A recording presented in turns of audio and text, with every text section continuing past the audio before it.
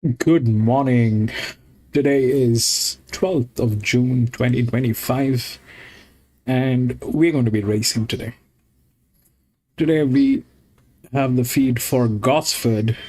This is in New South Wales, Australia, and this is the track that we have available to us, and we're going to be racing here today. The ground reading is soft.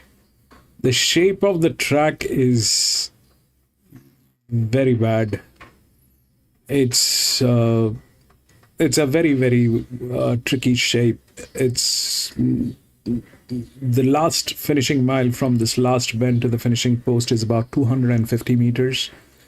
We've got about 7 races here today, and we'll see what we can do here today. Welcome to Grandstand, and we do horse racing 5 days a week, and we do that in 2 steps. First, we try and identify the best horses through physics, mathematics, a little bit of understanding of horse racing, and once we have identified the best horses, that's when we take a look at the horses at the paddock or at the gates when we get the live stream from the paddock or the gates. If we find that all the horses that we have chosen are looking good and good to go with, we stick to our picks and place our bets. But if we find that there are circumstantial changes or there are better horses at the paddock, we often step out or we make changes with our bets. It's horse racing, so we need to be vigilant. We need to be making decisions that are worthy and in favor of us, and that's exactly what we try and do. I've got 3 tabs open in front of me. The first one is where we get to see the races. The second one is RaceNet, where we take a look at where we take a look at the scratchings and the odds. And the third one is PalmerBet, where we take a look at the official winning numbers. So that's all that we have, and we'll see what we can do. Do we have a feed? Yes. Saddle shifted, the buck that was out the back, and its run was every bit as good as Turbo at race, and Turbo came out. Number 1 has been scratched from the first. I got a bit of a 6354. On to race 8, it's a tricky one. The Rhinestone North Cowboys, cutest Class 3 handicap, over 1,200 metres for 3, 4 and 5-year-olds. favourite Rhinestone Cowboy. 6 is the Cowboy favourite. boots on, and off we go, a bit of line dancing. Bit of the bank nightclub. I've never been. Oh dear. That is Mad cow beat. Yeah, right. Yeah. Just up at both. Yes, 6 lead eagle at 230, tab fixed, 2 dealings done at 550. What am I going to put up with? 10, that's it, each of 2 there at 553. Going nuclear at 6 double at 7, super freeze at 750. 12 negation at $18, 1 bold feeling in the 9 risky investments not out of this at $26. Good race. I've gone 10, 6, 2 and 7. I'm pretty keen on the 10. That's it. I almost made it your best bet as well. Good gate. Brilliant win first up and then had absolutely no luck from the gate. Jumped in the air, lost several lengths at the start. I thought it closed off well. I think it's got ability. I know you think it does too. So, yeah, I like it. 10, that's it for me. Lean Eagle's a very promising horse as well. He resumes off a little freshen up, and he'll be very hard to beat on what we saw at Cairns last start. Dealings done was good to win first up at Mackay. His second up record's good. Sean Cormack for the winners team, and Super Freeze was good second up. Good race, 10, 6, 2 and 7. Well, I made my best Lean Eagle, and he hasn't raced since April. He's been given a freshen up, 1,200, I think. It's absolutely spot on for him. Watch this. This is Cairns. You would have been there that day. Yeah, it's huge. And I know everyone didn't have much opposition numbers-wise, but Numbers, really goes on with it. I like it. I think if they can run along this race, they can run a bomb. So, just play. I think it'd be hard to beat. He's 2 runs prior to that were over the 1,000 and 1,200. They've got a big, a bit of a head case. They've got to just get it to relax most day and away it goes. So, I think pretty important. I'll text them. Yeah, let's have this. Okay. So I made it a good thing. That's it. Bomb. Yeah. So he's a great chance. I think 1,200 is going to probably suit him better. Dealing's done and going nuclear. Have done nothing right in the race. So good race to finish it off with. Hopefully Ryan Wiggins can bring us home. Yes, good program ahead. Let's have a look at best bets on the program. I'm going to start nice and early. It's a bit short, but it'll be winning race 1, horse 3, Swatow. And value, well, there's a couple of value plays for me today, but I thought the best of those was race 6, horse 13. It's been a trip. Okay. And in the last race, they got Okay, Quaddy thoughts today. I've gone a bit wide. I was nervous. I thought the back half of the program was a bit tough. So, first leg race 5, I've gone 6, 3, 7 and 5. Second leg race 6, 13, 2 and 7. Third leg race 7, 2, 1 and 3. Last leg race 8, 10, 6, 2 and 7. $144 for 100%. Treble races 6, 7 and 8. Got a challenge? You got a thought? we can sit down to this. Yeah, I think it's $1.60. Yeah. Sean Palmer at $7. I would snap that up. I'm going to do that as soon as I get off. I'm going to have a little lace 10 or 20 on Sean Palmer at 7. So, good luck. All right, that's a look at our preview for Townsville today. The first to go at 12:57. But for now, we'll take a short break on Sky Thoroughbred Central. On the other side, Graham's brother Gary's back with Johnny Powell. Who? Gary? I'll ask. There's probably Trayvon hasn't told anyone. There's no rivalry. No, not at all. Not at all. They're back with race 2 on the other side at Ballina.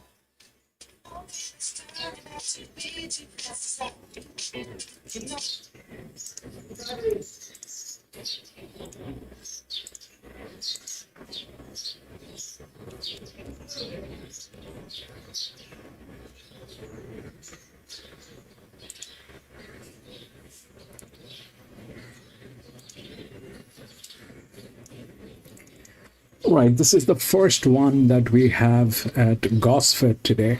If you look at the odds, it's 6, 3, 5 and 4. That 6 is the favorite.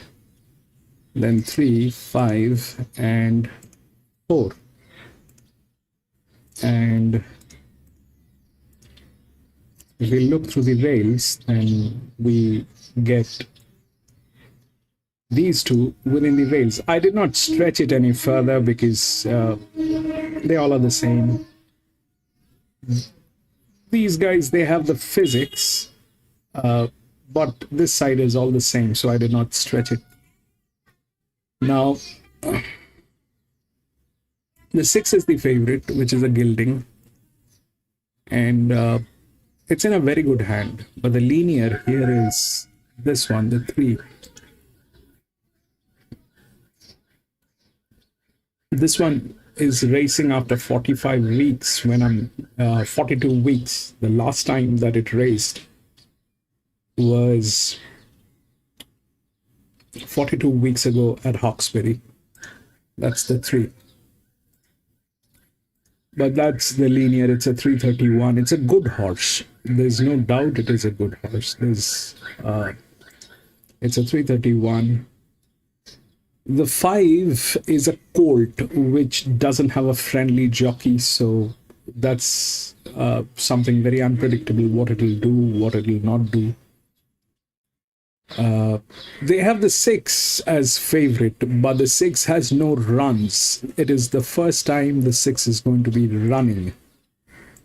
So what it is going to do, that is a little dicey to understand. The highest advantage is on these two horses, 5 and 7.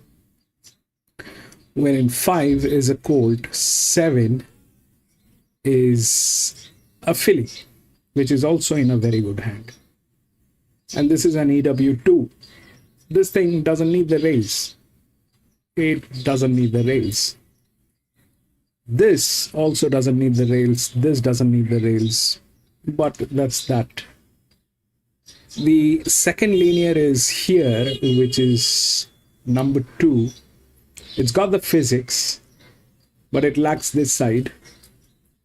But it is pretty much there because it has one of the best jocks that we can identify here.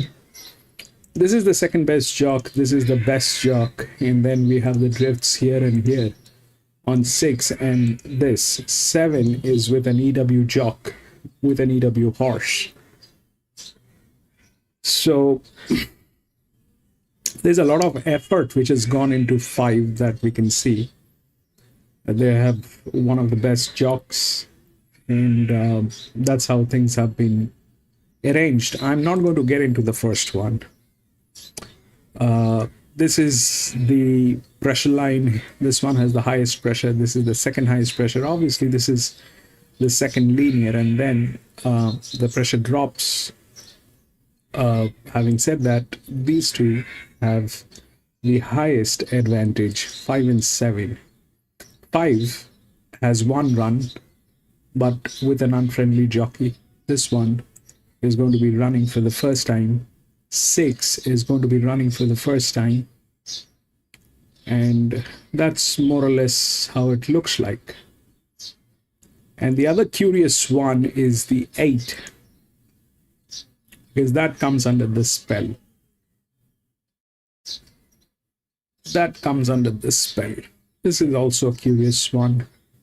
So that 8 is here with certain amount of advantage. But then again, if you look at how things are, this is a 20 by negative 25. This is a 20 by negative 24.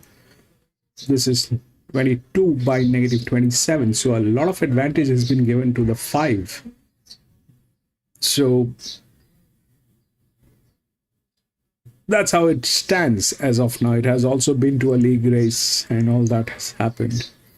But it's a maiden one. All 2-year-old, 3-year-old maiden. And I'm going to wait till we understand how the track is playing. We have some good jocks here today. Rachel King is here. And some others are here. So we'll see how this thing plays. The 3 is the linear, which is through the roof. It is very difficult to assume that the 3 is not going to get there. But then again, it is Gosford. We are dealing a 250 straight. So whether it is the pressure that is working, it'll take at least the first 2 races to understand what's exactly playing. That is the trend that we have seen. So this is that. So we'll see how it works. The 6 is the favorite, 3 is the linear, and there's a strong chance on this one has the physics. It is not that it doesn't have the physics. It has one of the best jobs. It lacks this side of the rail, which makes it difficult. But then again, it is the second linear. There is no doubt it is the second linear. So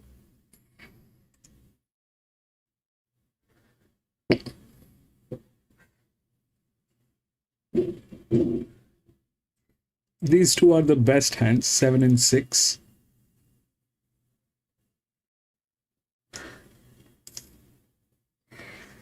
Three is the linear. We'll see how it works. Run to go and went to the mile last start. Yeah, I think she's drawn pretty average, but she has good gate speed, and I think she'll be up there as well again. And I think back and trip shouldn't worry her too much. She can push forward, can't she? Yeah, definitely. Yeah, she's good speed. Run 7, you're right, Kelvin. What did Maddie make of him first up? I think his first run was disappointing. I think bring him back in class, and I think he should run well today. I think the ground should suit him fine. He scratched him from Grafton, didn't he, about 4 days ago? Yeah, I think today would just suit him better. But in the last Wonderland Star, she's a little beauty. She's first up. She's had 2 trials. She was a lot better in her last trial. Yes, she was. Her last prep were good. She ran really well there. So I think she's been working good at home. I think her first up run should be good today. Yeah, if she's in striking distance at the 100, she can hit a line hard. Yeah, she can. She can finish off really well. So I think today should be good. You got a good book of rides. Yes. Yeah. Day at Grafton the other day, 3 winners, mate. Yes. Very good day. Keep your good work up. Thank you. Well, I'm giving you a little bit of support. The 11 here. Love to know the Ben Looker ride. Let's find out a little bit about Love to Know with Ben. Benny, you got a nice ride in this race, drawn a nice gate. What do you think of the speed, mate? Yeah, there's a little bit of speed. Obviously, the scratchings has probably made it a little bit more tactical, but The one thing in my favour is I've drawn well and I've got no weight on my back. On a horse, it's going to probably bounce and put itself there. So just the way the first one was run, if you can travel through it, you can quicken on it a touch. So my favourite local game would be just the whole spot. And look, if there's no speed, I won't be afraid to take it up. But if they're going to roll along, I'm just going to get that nice cut in behind them.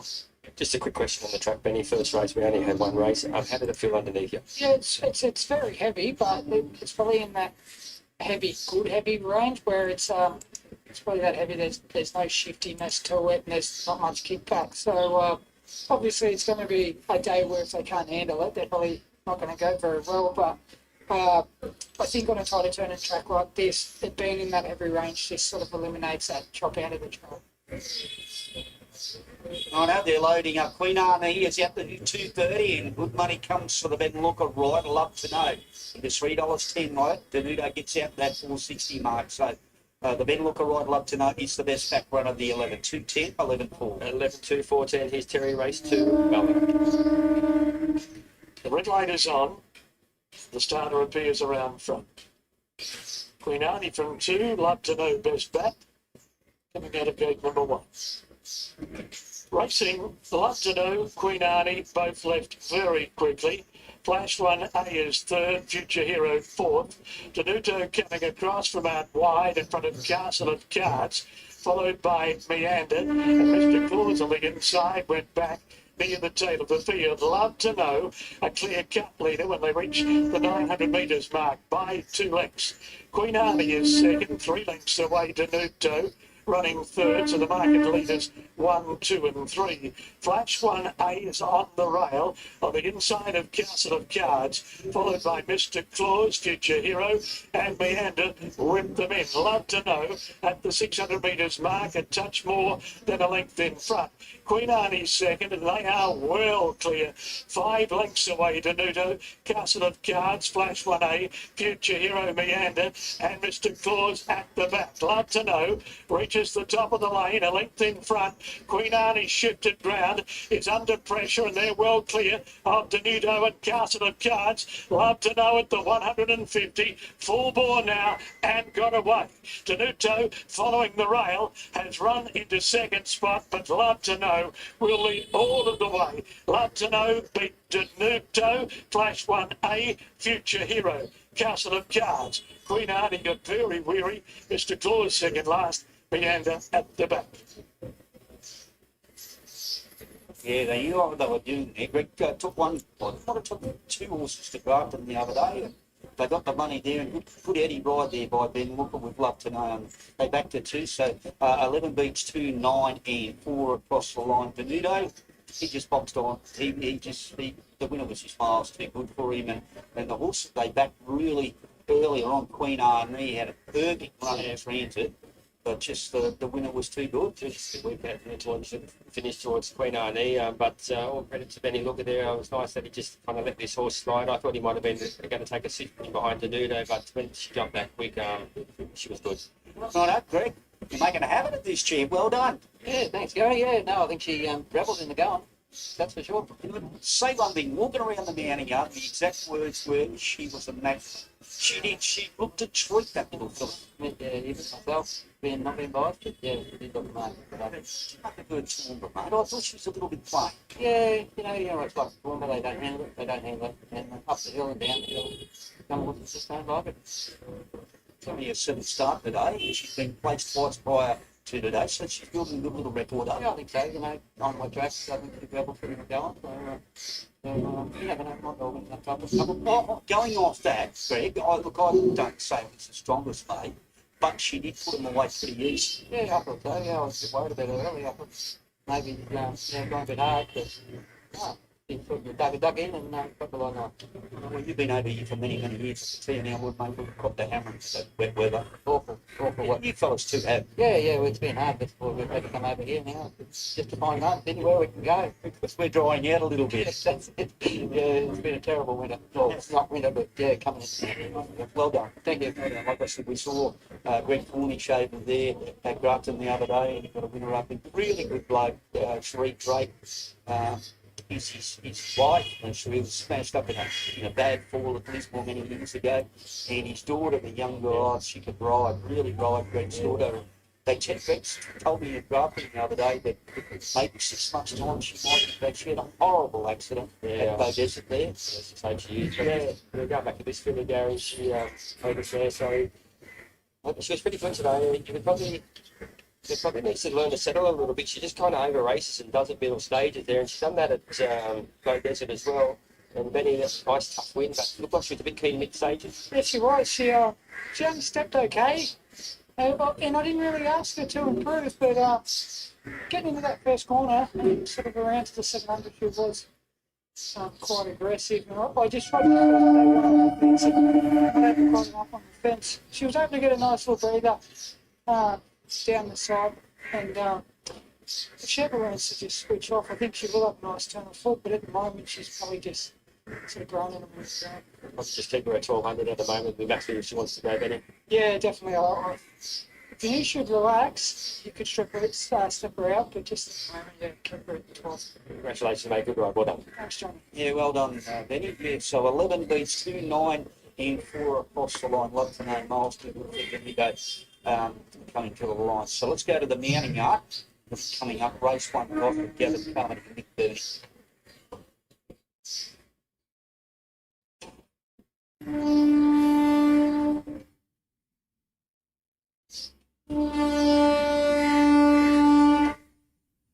Here at the entertainment grounds at Gosford on Thursday. First of 7 races coming up. 2 and 3-year-old maiden. Might give it a depth in this too. One scratching in a field of 7 to line up on track. Just Legendary. It is at 2:45. It is in from 3:10 and went up a fair bit longer than that. Let's have a look at Nick. We start off with Enchanted World. Billy having her second start. Dylan Gibbons on board for Chris Leeds. Picturing the betting there on Daniel Newcastle over the 900 metres. Look, she just got too far back. She ran on well into second, got solid closing splits, albeit that was over the swift distance. But the winner of that race, Pratt, has since confirmed the form, subsequently winning again. I think she is shooting up to the 1100 metres today. She can settle close to that significant barrier chase as well. On to number 2, 3 we go rather. Having at start number 2 is Sing to Me first up. But Peter Snow and Tom Sherry. She's a nice type, but she's still learning. It's been given a long spell to mature here, so she's a bit of a keen goer, but she moved well in her latest trial at Rose Hill. She recorded fast sectionals to the morning. Her first up run from last preparation had Mary up. She wasn't suited to the race shape that day, so she still put the beat as quick as 400 to 200 metres before just peaking on her run there late. So that was a very high rating race. You expect a positive ride from the inside draw. She's going to have the rail to follow her around, which would be a big benefit for her and her manners. And listening to Peter Snowden on the radio this morning, he said it was the best on the day. On to Escargo, series number 4, $11 chance. This is a debutante.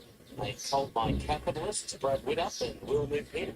Well, she's the first starter to take out. She's had a few trials, which have been spaced, and she was slightly slowed away in that late heat of Rose Hill, just drifting back from the awkward draw. But I thought she ran on that K there in the turn behind Albany Road, Central Coast, who have subsequently run very well in town since. I think she'd probably be more suited to a big chunk of her action. I should say be more suited to a big chunk of the action. But with that said, they don't do it up in front in a very strong way. On to number 5 we go. This is Jimmy Ricard. The tongue tie goes on for the first time. Wilbert Cole, Miami Invincible out of Aquamosa, the Kieran Marr, and Jason Collins. Yeah, he's a really interesting type off the 239-day spell, and he's only had the one trial at say 45 metres at Randwick, where he took the trail, he found the line well up there, like right, and he did want to get on the wrong leg at times. But I like to finish third there behind Quietly Arrogant in a strong 2-year-old form lines. His only start, he did SB $15 in a restricted listed 2-year-old race, but he did fail that day. Jason Collins rides, he must have every possible chance. They wanted to back him when they first went up. It's out a couple of rolls now as I talk. On to Just Legendary, who has been best back in the meat business. First start of Lucas go on first time. Go Waterhouse Adrian Bottom, Tim Clark. Yeah, he's the second of the debutantes there. He's had the 2 trials leading in where he's clearly improved between heats. So he's shown gate speed, and he's been ridden up in both trials. He's shown natural pace in transit. I liked how he took this spot when put under pressure and has been challenged. He ran very fast time and sectional relative to the morning there in that later scene at Rose Hill. So a typical Waterhouse spot fashion. I can only see him bouncing out of that into race day. Looks out first to the track with Tim Clark. He's only having the one ride today. He's come to just there. Dave Dividend is another of the first timers. She's a well-bred girl. This too for Matt Smith and Molly Byrne. It's probably better for the experience, but I thought that first trial ran because the second 40 metres on a heavy surface. She was okay there late, but then improved significantly there in the latest one on the 30th of May, when just that last couple of bounds got me in. Now, she is big odds, and I could definitely just throw into the exotics here because she's a type that's only going to improve with time. But it wouldn't surprise me if you see her getting the line hard. And exotic is the last of them down the bottom for Tracy Bartley and Jane Ford. Yeah, another first starter. Bob was starting that first trial, and he just looked to she just had a look around for the experience there. Then missed the start of getting that latest heat at Newcastle, but was ridden up to lead, and she won the trial quite well there. So the barrier matters are a big concern here, but if she can jump on terms and improve again out of that latest trial, she can probably be close enough here from an inside draw, but the query has to be obviously just how she jumps. But they're off to the gates for the opening event on the program. Just Legendary has been well backed. A debutante for Gay Waterhouse and Adrian Bott. Neil Payne is here. Blinkers on, Neil, and the trials have been great. They've been good. His first couple of trials were only ordinary because he was a bit of a boy. So Jane Adrian sitting him out, got him gelded, and he's come back in, and his next two trials have been terrific. He's won them both. Second trial, we had to get on him. He's really great. He's ready for this race. Going forward. He'll go first. But this horse hopefully can get away with this race today, which I think he can. But he'll be better once he gets over 4 minutes a mile. Be able to sort of control him. But today he's ready for the day. Looks good. Oh, he looks terrific. Yeah, just let's say be very focused. He's a horse which can be his own mind. So let's say be put the blinkers on. He should be focused and hopefully it should be fun. Steel Rain's been in the places lately. Yeah, a little try. Let's hope we can get away with this race today. Always thereabouts, only getting beaten a length or two in each race. So over the mile, round Gosford, let's hope we get away with it. How valid in the last gets the claim. Gets the claim, been disappointing. Like there, sort of 6, 8, 12 months ago, we thought, she's going to be all right, but she's sort of just tapered off and hasn't been right. She's a mare which we brought her back to this grade. We thought she was better in racer in the city, and we just brought her back to this grade. So hopefully, being back to grade, she should be good next one. Have the eyes firmly on Eagle Farm at the weekend. The instructors, what a great preparation he's had leading into a strap run. Yeah, so right, Dan. Like, he's run down at Wagga, he run third in the town plate. We were down there in Serbia with a big weight, and then he won the listed race at Scone there during the carnival. So, look, he's a really try. He's got no weight on his back, just down there from Melbourne going up the riding. So, look, that race is a very open straight break, so let's hope he's right in it and give him a chance. The Brisbane Cup would look all right on the mantelpiece. Oh, yeah, my word, Pampelino. Yeah, look, he's done the trick. Going well. Look, yeah, I'd like to think he'll just about win, mate. Lot to look forward to, mate. My word, yeah. Thank you. Good on you there, still playing for Gay and Adrian. So they're off to the gates here, Nick. They're headed the first event. Favourite is now still 220, Just Legendary. Came in from 245. They're backing Sing to Me in the Baxter family colours. 320 into 290. Third leg, Jimmy Ricard. It's just been easy. 330 out to $5. Bit over 2 minutes out. Over to you for the late mail. Yeah, I'm 6'3", 5 and 7 here, Gav. Happy to put the first start of the 6 Just Legendary on top. And as you say, they're backing these two look to be leader and outside leader here to get the first use of the track. But I'm happy to go with the first start of Just Legendary. I just liked how he improved between those two trials and just the time he ran that morning. Says he is smart. I agree with Neil Payne. I think we improved over further. But Tim Park comes up to the right, so happy to put him on top. To beat the green thing to me, who I think the inside's a little bit close to her because she can be a bit of a keen going type, so she can follow the rail around here. She does have ability, especially when on her day she can put it all together. To beat the 5 Jimmy and Card, it's been extremely soft here in betting, so it's all the way out to $4.60 as I speak. And it might not end there.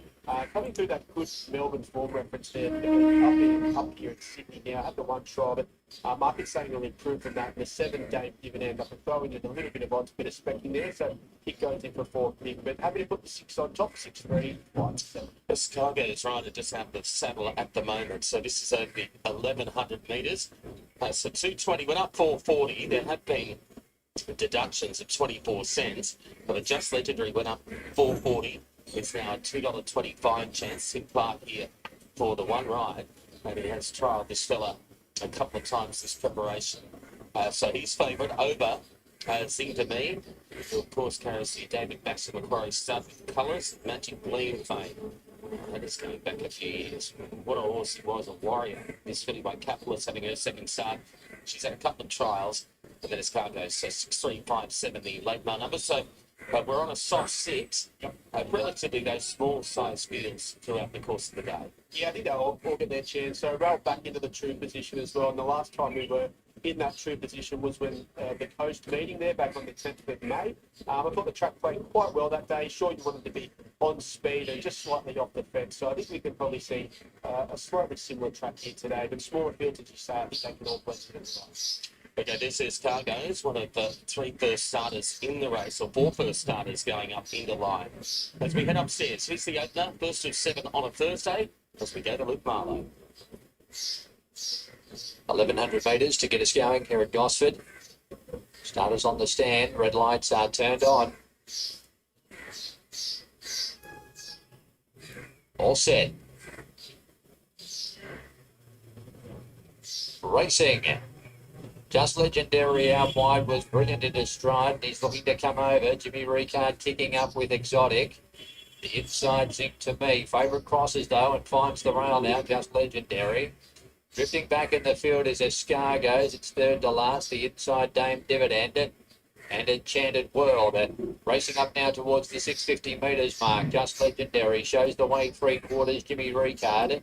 Third on the rails was Exotic. Zinc to Me is next. Behind those Escargoes as they turn off the back straight. Dame Dividend and last of all was Enchanted World. Favourite in front, Just Legendary. He's off the bridle though. Clark working on him, just trying to get him to go through his gears. Jimmy Ricard ahead away. Back behind them, Exotic Zing to Me in the straight. Just Legendary, Jimmy Ricard. They get away by 2 lengths on Exotic, but Jimmy Ricard surges. Races up on the outside of Just Legendary, who fights on. But Jimmy Ricard got a neck in front. Staying with him is Just Legendary, but Jimmy Ricard's too good. Jimmy Ricard wins it by a half on Just Legendary, and a long gap to Escargoes running on well for third. Behind those then was Exotic, Dame Dividend. Zig to Me did nothing, and Enchanted World has run last. Well, Jimmy Ricard, first up from the break and back from Melbourne. Takira Mar and Jason Collins strike first here at Gosford. The favourite was being urged along coming to the home corner, Just Legendary, but to his great credit, he fought on like a caged lion. The other one just gets the upper hand and gains the sentencing late to go on to win it by about a length or so on the line. So 5 wins at 6, Just Legendary runs second. Escargoes was a bit of an eye catcher. They spotted them probably 4 or 5 lengths coming to the home straight, winds up in third spot. And Exotic will finish 4th. Yeah, return to winner there, Jimmy Ricard, and look, you're stabby. 5 wins, 5, 6, 4, 8. So what happened is that was the largest. That was the largest. Then there was a lot of arrangement done on this horse. This one has been to a league race and all that. And that's the highest advantage. The 7 was with an EW Jock. Though it had the advantage, it just did not work. The rest everything is here, 5, 6, 4, and 8. Then it is 2 and 3. The pressure did not work.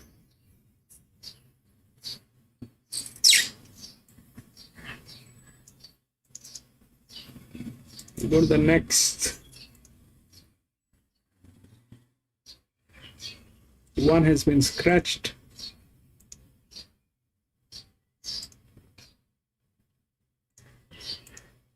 3, 6, 5, and 2.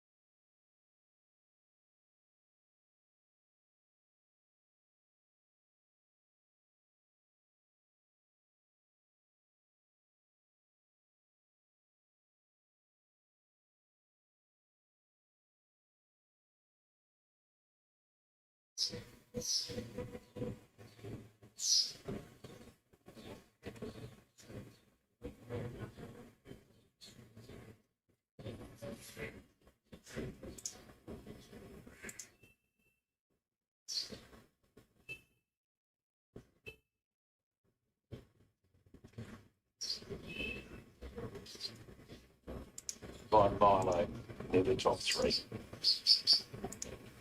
So Swatto goes into the gates. Jubilee about to come up with Young Express and Webs. And they'll be set to go. So Jubilee about to move along, having its first Northern run today, trained by Lindsay Hatch in the Arias Racing colours. Just proving a little bit reluctant to come up at the moment. Olivia Kendall riding Jubilee. And a couple of attendants now trying to get in behind it, get it up to the gate. Olivia Kendall out of the saddle. Jubilee being marched up to the gate. Young Express and Webster completed. 8 events today. Overcast conditions, but no real threat of rain at this stage. You'll never be sure, but just a bit of high cloud about. Now, Olivia Kendall climbing back aboard. Jubilee.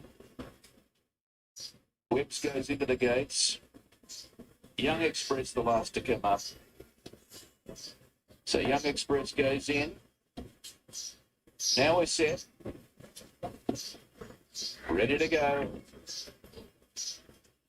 Light blinking, racing now, and a good level dispatch. Milo and Swatto won the start. Swatto looking for the lead, but going up on the inside, Mashadi and Moore's got other things on its mind, and it wants to go through and lead. It gets out by a length to Swatto second, and Milo settles down third in the box seat. A length further back was Jubilee, who got away with smartly, but wants to over-race a little early. They were followed next by Webbs on the outside of March Madness, and 2 lengths to Young Express. Off the back, short of 1,000 to go, and Mashani and Moore now puts the anchors out, leads by 3/4 to Swatto, Make Mine Milo, and pulling on the outside was Jubilee. A length and a half further back, March Madness from Webbs, and 2 lengths away was Young Express last of all. Mashani and Moore comes down the side, and about 700 to go, joined by Swatto on the lead. Jubilee's third on the outside of Make Mine Milo, hugging the rails. 2 lengths further back, March Madness as the speed really goes on. They've got away from Webbs, and last of all, Young Express is dropped right out of it. Coming around the home turn now, Swatto goes to the front from Mashani and Moore. Deeper on the track, Jubilee went very, very wide. Make Mine Milo comes through in the middle. They get down to the 200. Swatto wants to use plenty of the track just in front. Jubilee on the outside is almost on turns. It's Swatto and Jubilee. Then came March Madness. Swatto, Jubilee. Swatto's just in front of Jubilee. Oh, they hit it. Jubilee might have got the bob in to win on the outside of Swatto, and March Madness will be third. Make Mine. This is the second one here at Gosford. If you look through the odds, it's 3, 6, 5, and 2. If we look through the rails, we get 3, 6, 5, and 2. And out of which we get 3, 6, 2 within the box. So now the 3 is the favorite. 3 is actually the second linear, with the third linear Jock. So now here's the thing. The 3, we've got all of them within the rails. That's more or less what it is happening. So the 3 is the favorite. It has low pressure. 2 has low pressure. 5 has low pressure. This is the linear. It's a 399 with a 55. I don't have a reason to believe that this thing is not going to deliver, especially it is a class 1. But we will get a clarity after probably this race whether or not today is the day they are doing this. So the thing, that 7 is a check. Why it is a check? Because we see this thing is a 32. It's with that pressure which brings in here as a drift. That's the largest inner. We don't have a larger outer drift. That's the largest inner drift, which is here. But this jockey could be a little overappreciated. So this, and here with the 7 is, that's a 32 by 22. This is a 34 by 32. Okay, that's that. I mean, this is a 34 by 34, the 3. This is a 34 by 32, and that's a 39 by 55. That's a 39 by 55. This one is a 33 by 0. If we look at how this is, then 6 is the top. That's 39 by 55. It's got one of the best jocks. That's hands down. The last one, the 5, had the best jock over 1100 meter. Here, this one is the best jock here, but his handicapping has been light, which we still have to figure out how that is actually reacting. We need to race at Ranwick to get a concrete answer on this. So far we know this is where it is. So that's the 6. Then the 3 is here. 2 is well within the rails, which is a larger drift. But this is also where things go wrong with the larger drift, especially with the outer ones. The inner ones, I don't know what it'll do. The best jockey is on 7. The best jock is on 7, which is a 34 by 32. This one is a 34 by 34. This is a 34 by 32 with a better jock, and that rhymes. 6 and 7 gate number. So that's that part of the story. Then whatever is there, we have a 33 by 0, so 5 definitely is there in some mathematics. It is there. And then we have two 32s, one with a 0, one with a 22. So that's 2. Then it is 4 here. So if we try and understand what is 2 will not require the rails, but usually that is when they foul. So 2, I don't know what it will happen. We've got these 2. The question is whether 3 is going to win or not, and what will happen to 6, because that is the linear. So if we look at what 6 is, I just checked. The 6 is written by Zach Lloyd. It has raced 2 weeks ago here in this particular ground, 6, and came in second. This thing came in second. It has been here, done that thing, and now it is going to race again.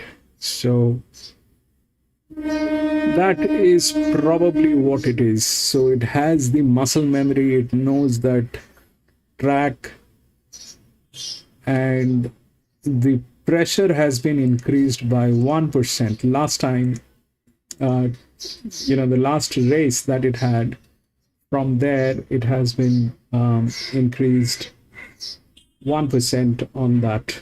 So it came in second last time, and there's an increase of 1% on that. So there's a thing going on with 6. So anyways, that is the linear, and the difference is huge. It's an 874. This is a 399, less than half. So that's that. 3 is 34. And then 7 with the best jock is 32. They rhyme together. 5 is a 33 by 0 with an EW jock. So here is what are the possibilities. The possibilities are none of these will come in and 33 will win. I mean, the 5 will win. That's one possibility. Why? Because the pressure will not work. And if the pressure works, then it is 6. Probably. I'm going to go with 6. It's a class 1, so there's no reason to believe that the linear is not going to deliver. It's not a great linear. It's a 399. But that's enough. That is okay. For 1100 meter with one of the best jocks, that should be fair enough. That should be fair enough. It is just that the jock has been given relaxation here. So this one was adrift here, and this one, because it's a class 1, so it is like that. So to fight, it is okay. The 6 is okay. I'm going to go with 6 if the 6 doesn't get tailed. If the 6 gets tailed, then I am out.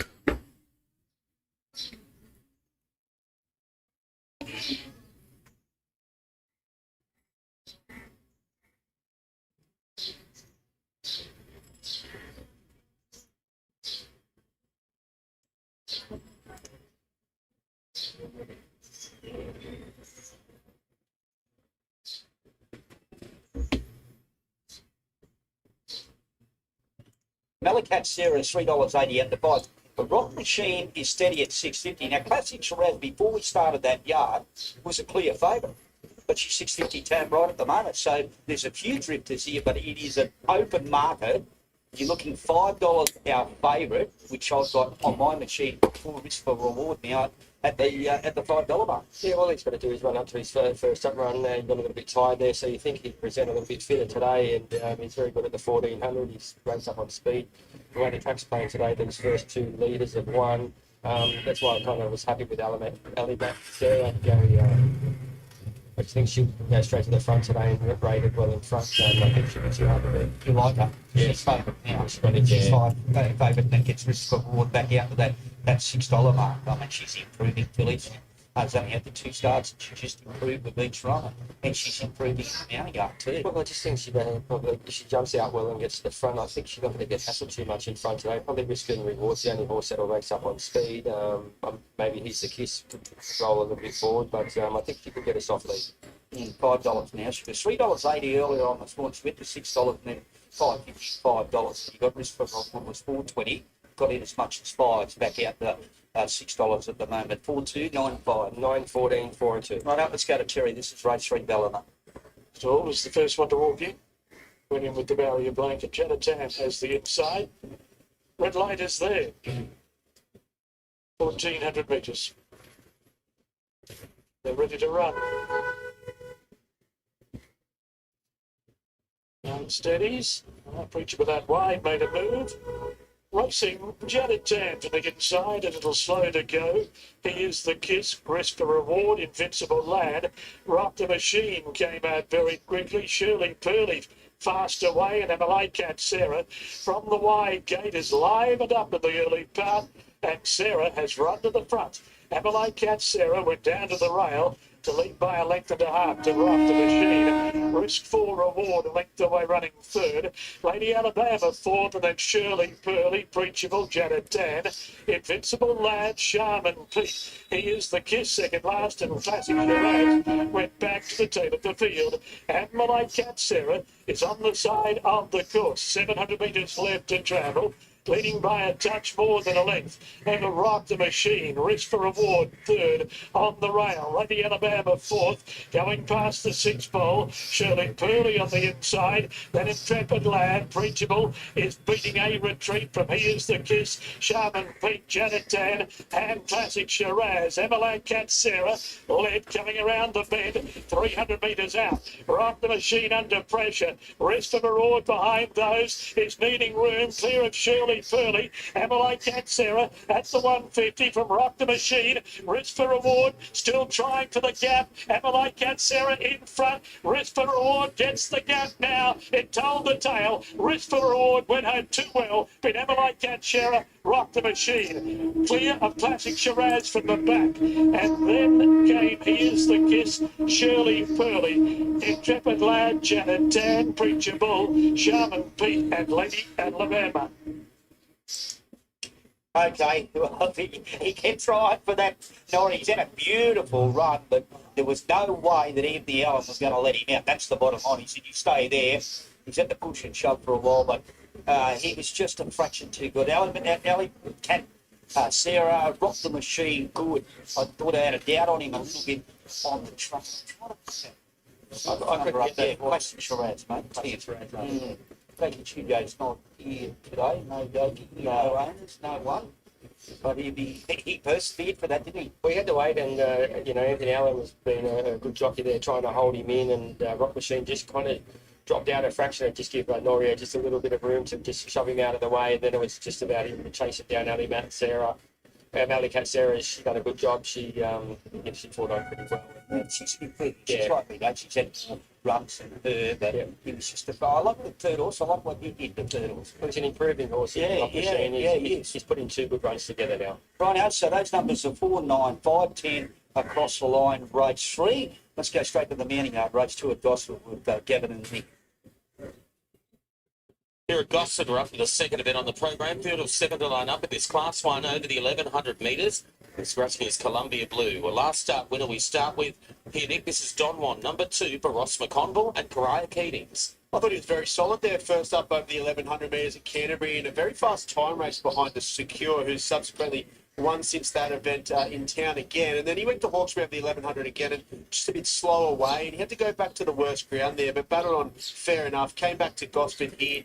Lee, welcome back. There at a slow pace, but he still did it.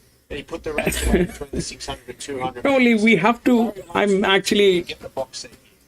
Favourite is Hawker Hall. It's gone 270 You know, into 230. we do 5 days. Sundays we are not getting the right tracks. So I've included the Thursday. So Tuesday to Saturday we'll race for this particular period of time till the season changes and we get some good tracks on Sunday If you can reproduce that first up effort, he's going to take a lot of catching. or Monday. Just have to run out the 1100. On to De Niro we go. Having run number 3 this preparation. This is the 4 for Peter Snowden and Andrew Atkins. Thought it was a good bit of their first up running time at Canberra over the 1,000 metres. Look, he had every chance that day, but he still did it. Then the run was a lot better than it looked to the eye there last start at Goulburn. So he was just out sprinted over the 1,000 metres again, but he ran very fast hit and closing section. Thank you for tuning in, Lee. I was getting bored. There's no one to talk to. Is a plus, and it wouldn't surprise me if they roll forward from the wide gate. Malku Pay on track has gone 9 into $8. He bolted in at Bathurst last start. Placebo Halloran and Winona. But this is a very tricky track. The length of the straight is 250. So we'll get a clarity. He went down fighting. Then he was heavily back. We'll get a clarity whether pressure is working or the advantage is working. With that race rating highly relative to the day, 250 is very steep. 250 is very steep. The meeting's fastest closing splits. I think he represents value here. I expect him to sit outside the leader, run out a strong 1100 metres. Okay, that's him just coming down the race and into the yard with those red earmuffs. Placebo Halloran combining with Winona Costa. Now on to Honey Perfume, a model of consistency. Number 6. Who is the second favourite for Matt Smith and Zach Lloyd. She's returned and improved this preparation, and she won with a lot of style there, breaking through for her maiden win at Goulburn. There was run to suit, but ran on well behind Shropshire Lad there, second up at Scone, who's subsequently just missed in highway grade there last Saturday at Randwick. So she started odds on at this track a fortnight ago. She always faced the breeze in a genuine tempo. She tried hard in defeat, but I just don't think she ran out a strong 1,200 metres. And I think she's much more suited going back from the draw and closing. But the 1,100 also suits today. She has the ratings to win this race. I think with the anticipated tempo, she has the accelerations to put her into it. I think she gets the opportunity to run over the top of them. Last start winner at this track. It's Now You've Done It. Here's the 7 for Matt Bella and Rachel King. Yeah, it was very well back that day. They put the blinkers on for the first time. Clearly relished the heavy ground there. Was well ridden. Had to stalk the even pace. The time was only fair relative to the day, but I think getting out to the 1,100 metre suits. And as you say, Gav, a winner at the track's always a plus. Smashing Rosie is first up from a break. Onto the 8 last of them to look at. The Kristen Buchanan and Anna Roper. So the 2 trials in which were high pressure heats, so that can only bring the fitness on there. Just struggled to come up last preparation, but I put that down to probably more the dry surfaces. And peak win was actually at this track a distance behind Delici Boulevard, which reads very well for a race like this. So I can understand why there might be a little bit of specking at the big odds. The Hawker Hall favourite here at 235. Honey Perfume at 290 occupies the second line of betting. Malku Pay goes 9 into $8. Bit of money for Nero. Has firmed a .5 from 10 into $8.50. And Don Juan is 8 out to $9. So Rana's being asked to go over. Looking to let us get the second event on the program. So Hawker Hall is the favourite for Chris Lee. Danny Greer is on track for the stable today. Danny, there's no doubt that he'll appreciate a bit firmer footing today. That was a very, very heavy track the other day. Yeah, certainly he found a bottomless track there at Newcastle, so there's genuine excuses on that occasion. It's important he's trained on nicely since then. Looks like the Gosford track, a tighter track, will be in his favour given he's got so much speed. Yeah, we'll allow him to do that, obviously. He's got good early pace, so he'll be up there in the firing line early and second and hold box. Of course, Jason is back on board and he won on him first up. Yeah, he certainly did, so it's always a good benefit coming to a race like this today. What about Golden Smile? Back to that Newcastle run 2 back. Controlled things up front, but you look to do something similar? Yeah, exactly. Andrew Gibbons back on board today, and yeah, you know, a little bit of gap between ones, but she's trying on nicely too. So certainly fit now. Yeah, she is, yeah, for sure. Race number 6, a couple of runners. Oakfield Mansell, firstly, he's first up and gets the 2 off. Ben Osborne on board. Yeah, going nicely. Obviously, she'll improve on whatever she does today, but all indications of her work back at home is that she's heading in the right direction. So Relay Ann back from Queensland. It's a little bit hard sometimes to line up that polytrack form to the grass track. What do you think? Yeah, it always is hard to line up that polytrack form, but it is winning form too. So we take plenty of confidence leading to a race like this today, and he seems to have come back in really good order, and we get Tommy Berry on board. He's won the 3 out of 12, so he knows how to win a race. Yeah, he certainly does. So hopefully he can find another one today. All right, so the Hawker Hawk, perhaps the best. Golden Smile, though, does look well placed. You've got some good chances. Yeah, I think we've got some good chances all day, so hopefully a bit of luck there. Good on you, mate. Thank you. There he is, standing green for Chris Lees. They are about to head out. So to 2:25 goes the Lees Gunner here. Hawker Hall, 4.5 minutes out. He's second event over the 1,100 metres. Nick, late mail time. I'm 5'6", 4'3" here, Gav. I thought 5 Mal Coupe was the value bet on the program. I quite like him here. I just thought he's gone to that new level, and I like that win there last start. At Bathurst, where it's produced a subsequent winner, a subsequent place getter. They ran very good time against the day, but I just like it on the map. I think Hawker Hall will obviously lead up, and he's just been that stalking 2 position, always face breeze, and hopefully just really grind down Hawker Hall there late. So happy to put Mal Coupe on top. I don't want to lose on the race if Honey Perfume comes down the outside. I think they'll definitely go back from the draw, but she has acceleration. That's going to put her into it. To beat the 4 for Nero, who doesn't surprise me, there's a little bit of specking in there as well there. You can tie that horse in with Mal Coupe and the 3 Hawker Hall. No knock, it's just the price, the 900 out to the 1,100 metres, but it's certainly firm in the market. So punters think he can bounce back from that last start failure on the heavy surface. But value bet on the program, happy to have the 5 of Mal Coupe. 3-year-old, the liability 7 star by Extravagant out of a Piero there. Hawker Hall, one first up, was very dominant at Newcastle over the 900, went back to the trials, but that was a forget run on that very heavy track. He just did not look comfortable at any stage. Yeah, and I think he probably got a little bit lost as well, also having to come to the middle of the track that day. So I think the inside game with Jason Collins back on, I think they'll obviously want to find the fence, and that first up win, it did have a lot of merit. Yes, it was a very winnable race, but that's been $1.26 and one like a 4-odd chance. So the market, what are they, 225 now? Can understand that. Just that last 50 metres, if they're coming at him, it'll be interesting. Yeah, just a good adjustment being made with Honey Perfume. He love a stable full of it with a filly like this. 7 starts, a win at 5 minors. She just would not know how to run a bad race this year. Yeah, and the form line behind Shropshire Lad reached well for a race like this, with Shropshire Lad running very well there on Saturday, just missing and really on that scone run. I thought she was going to go straight past, but I think that was just Shropshire Lad digging in there. So I've said that 3 times, Shropshire Lad, there you go. But I thought I really like her as a horse, but I think they have to go back from the draw. I think that's the best way to ride it. Also, the 1,100 metres is a plus. So when she now $3, yeah, they're really starting to find their mark here. So they are coming for the 3 more, but I think $3 is fair enough if you like. And the other one in single figures, $9 for Nero, it's at the 2 back. So Big Mal Coupe at Canberra first up, then went to a heavy track the other day. That's the class 1 Goldman, trained by Peter Snowden, that fellow. Yeah, it's a good win there first up as well at Canberra. As I said before, had every possible chance, and the form line is through Mal Coupe, who they just look up firms again, which is a good sign for that runner. But Venero, we just went to that Goldman track. There was a very shifting surface that day, and it was tough, it was deteriorating, and it's just been out-sprinted staying at the 1,000 metres. So I think out to the 1,100 metres suits. And I think the run was a lot better than the full guide range. And I said it's beaten 2.2, but a little bit wide there at times and ran hidden quite split. So albeit running second, the beaten margin I thought was not as bad as it actually was. So I think it improved from that. I definitely think they might push forward as well. His favourites into even money, Hawker Hall, third up, so 270 into evens. And the one you've got on top, Mal Coupe, there's been some support for him. He's got 9 now into 650, both on track and with the fixed odds. And I suppose if you tick one, even in a small field at a price, you like to see a bit of market support. Yeah, you always want to see the market support, Gab. I'm a big believer in the market, so it's always good to see them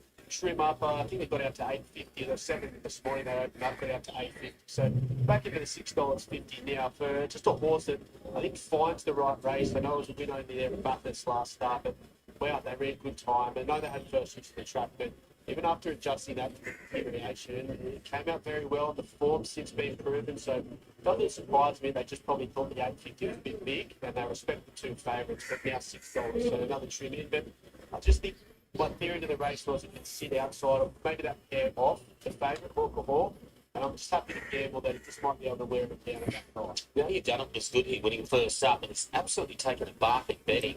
650 this morning is now a $26 chance. Yeah, I can understand probably why, in the fact that if you're into times, it probably visually looked better than it actually was. So those guys who are well into times, they're probably just slightly taking on that run there at the 1,000 metres. But with that said, I think we'll be much better at the 1,100 metres, and that was on a heavy 9 surface. So maybe they're saying the heavy track is a bit of an outlier, but the whip is on for the first time, and then put them on there first up. It was a pretty good win. Late mail numbers here, 5, 6, 4, 3. Here is race 2 with Luke.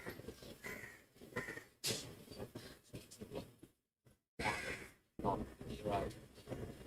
Put the line. Right on, we're set to go. Race number 2 here. Set at Gosford. Ready. Starter holding them. Now they're racing. Hawker Hall jumped okay. He's burrowing up towards the lead. And Hawker Hall strides to the front now, about a half length on. In second, Mel Coupe. Don Juan pushing up the inside. Now you've done it to centre. Drifting back with Smashing Rosie on the outside. Honey Perfume and Venero sees them all. Favourite controls the race. It's Hawker Hall. He leads by 1.5 on Mel Coupe. Third on the outside, Now You've Done It. Don Juan continues to rail through. He's on the improve now, 500 metres to run. Honey Perfume next, Smashing Rosie. And the last one, Beniro. Hawker Hall coming up to the home turn, held together. He leads inside the 400 metres from Mel Coupe. Don Juan travelling behind, followed by Now You've Done It. They spin it. It's Hawker Hall about to be popped the question. Mel Coupe looms up on the outside within a neck. Hawker Hall's all out now. Mel Coupe is still about a neck away the outside. Then Honey Perfume. Hawker Hall kicking. 100 metres to go from Mel Coupe. He's going to do enough, Hawker Hall. He'll be too good. Hawker Hall wins it by 1 length on Mel Coupe. He edged away the last 75 metres. Behind them was Honey Perfume. 356. Don Juan, Nero. Smashing Rosie. Now You've Done It. He's back in the winning side today. 356. Colin controlled the speed up in front. For a fleeting moment, Mel Coupe came at him, and then he responded under the urgings of Jason Collin. Hawker Hall, well back to the wins over Mel Coupe. Run a very credible race going from Baptist to the Provincials. Honey Perfume has run per usual the Horace race. 2 will wind up 4. Don Juan. Yeah, smart right there. I thought that Jason Collins just bounced, controlled the speed. And I think Played the odds. put the brakes on between that 600 and the 400. And just gave it that breather, that 900 to the 1100 metres, always tough. But with that said, he was very solid there late. So 3 was the favorite.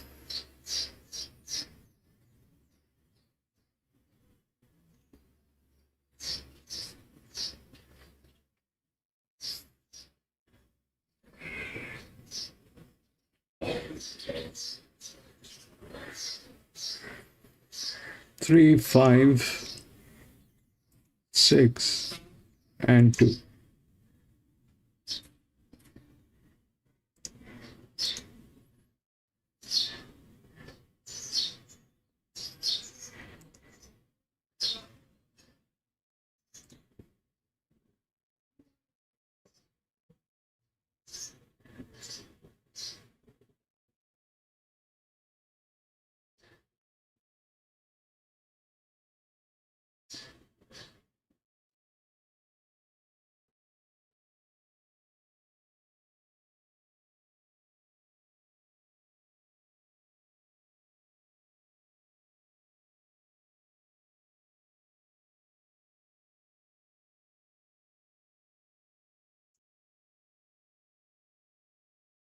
We'll go to the next. 248 has been scratched. 6397.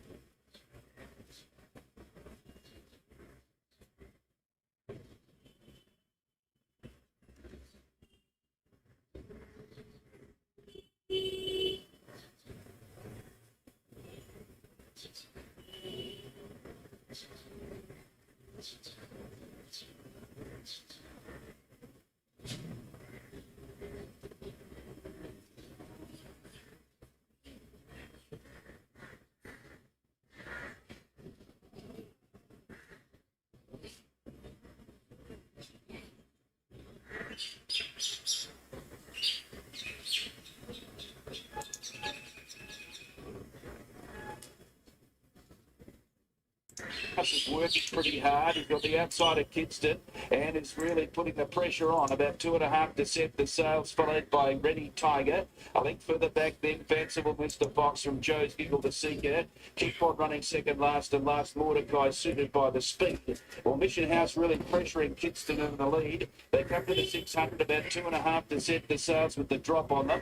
They were followed next by Ready Tiger, now being felt for, and further back Fanciful Mr. Fox. Joe's Giggle starts a run from Keep On Running. Mordecai, he's saving ground near the inside, and well back is Keep On Running, pulling to the outside. Into the straight now, and Mission House and Kidston, the two leaders, set the sails. It's coming home well. Mordecai starting to thread his way through, then Joe's Giggle and Keep On Running. It's Mission House in front. Ready Tiger gets up on the inside to take the lead. Joe's Giggle's coming home with Mordecai, but Ready Tiger goes on to win by a length on the line from Mordecai. This is the third one here. We look through the odds. It's 6, 3, 9, and 7. 6 is the favorite. 3, 9, and 7. All within the rails. All here within the box. It's a maiden. The 6 is the linear again. This was the linear with the highest pressure on a class 1. That did not work. It's a maiden. And this one is like that, with that pressure.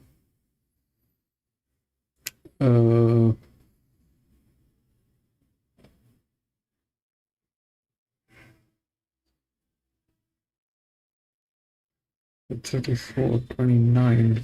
There's a huge advantage on 9 because of low pressure. That's 29 by 9 to 30. So that's that. Well, it's got one race. It did not do anything in the first one. This one has 4 races, pretty much neat, doing all good.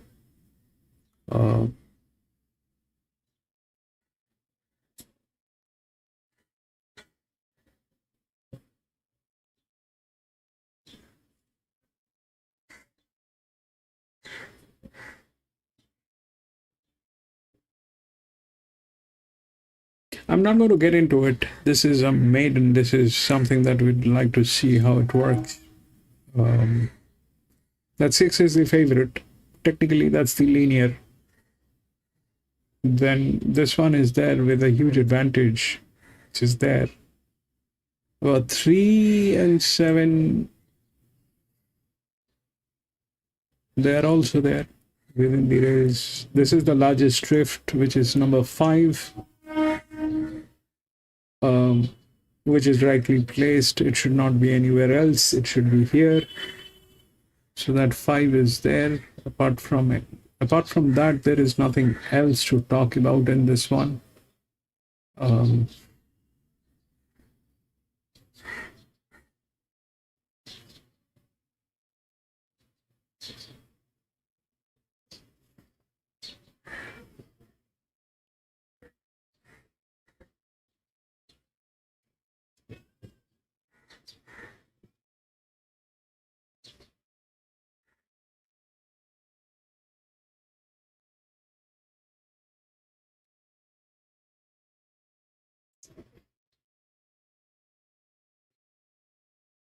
We'll see how it works. I'm going to be out of this.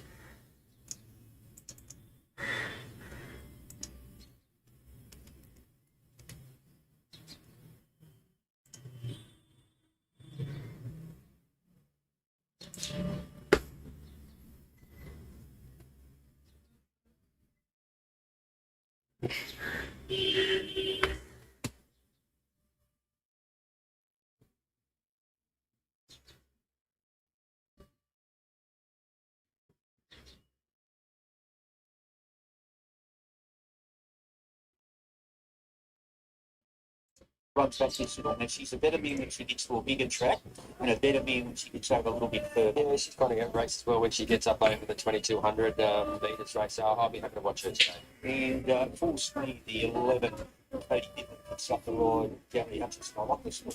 I like what she did at Casino. I like what she did at Cool when she's fit, and she can handle the wet. Yeah, she looks tough to do, Gary. She looks like they put her on speed and she just keeps on trying hard. Win at Kilcoy was excellent. The run at Casino was good. They'll press forward from the good gate today and put her up on speed, and she'll be whacking away. Top board to be in light, Carl Tech and Royce Real and Chell. I don't know, at the same match of its prime run was okay. He looks good in the arm. Yeah, good gear changes today. There's a few of them that's off brow band first time, Winkers again, nose roll off. So they might just twinkling with a little bit of gear to try and switch him back on again, and maybe that could work. And 13, that box with Cummings rides the 10-year-old. Look, he parades good, but yeah, he's 10-time winner, 84 starts, so he knows what he's doing, but his just recent form's only just fair.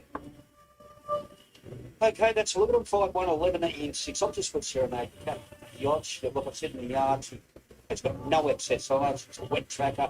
She draws good. She gets a lovely little claim for Jet Newman and Fit. Gripping's just tough, and he proved that at Casino. Looking at him in the yard, he looked equally as good here today. I've got the little mare down the bottom, Force Me. Big little mare, good gate. There's certainly nothing wrong the way she paraded. And Brave Boyd's just rock solid. He's a big cool dude. He walks around. He's never got to worry in the world in a mountain yard. 1 5 11 6. Yeah, I'm 2 5 for 1 and 6. I'm with Via Delamore. I just thought his Casino run was excellent over the 1900, back in the 1900 today. Goes up probably the same weight, and he draws a much better gate. I think he'll try to get into the race. He'll run very well. Serenade, the Cat's of course, is going to have the perfect running behind her. I think he'll just come out right 30, maybe 4, 5, 6. She'll hit the line strong. The top weight is gripping. He needs luck from the gate. If young Mitch McGraw gets any luck from the gate and puts him into the race, he'll run it very, very well. And the 6th Brave Boy. He's had one go on a heavy track. It failed badly. He's got very, very good soft track form. And if they put this horse forward today, he can run a decent race, 2-5-1-6. I know, Great Boy favourite at $4.60 over. Born to Be Alive was 11.75. Good backing there. Quickie Deal 6 stays at 6. Gripping is $7. He just edges out that $7.50 mark. Now $7 out. Our top one. Yeah, let's hear from the apprentice, Mitch Goring. He rides. Right, Mitch, take us through that winner Casino. Yeah, look, very convincing. Good to see him back at his best. I was very pleased with the pre-race instructions from Jason. He was very confident, had him back to his best. And look, it prevailed. He was very tough. He made that run at the 800. Really worked him into the runs. Yeah, look, Jason just said to me, just wake him up around the 1,000, the 800, just get him up travelling on the bit, and that I did. And look, that probably paid dividends in the end. And he actually found another kick late, so I couldn't be happy with the horse, and it all panned out, especially from an awkward draw. What do we do from the gut, mate? Yeah, look, hopefully the same. He's very versatile. I'll try and ride him with a bit of cover again, and hopefully 2 off the cover would be very ideal. Hopefully a little bit better than midfield. Tell us a little bit about yourself, mate. You got 3 kilos, and I can tell you what, I love your ride, and I love the way you punched that horse out the other day, Casino. Yeah, look, I'm obviously a bigger apprentice. I've only started. Only just about to outride my 3 kilos, so I've got 1 or 2 more winners left, I think it is. So yeah, hopefully make the most of it. What can you ride?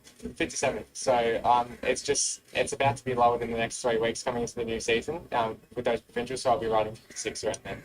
Good luck and keep working harder, because like I said, I love the way you rode that horse out at Casino. I think you caught the eyes of a couple of trainers too, mate. Nah, awesome. Thank you very much. Hopefully it all works out.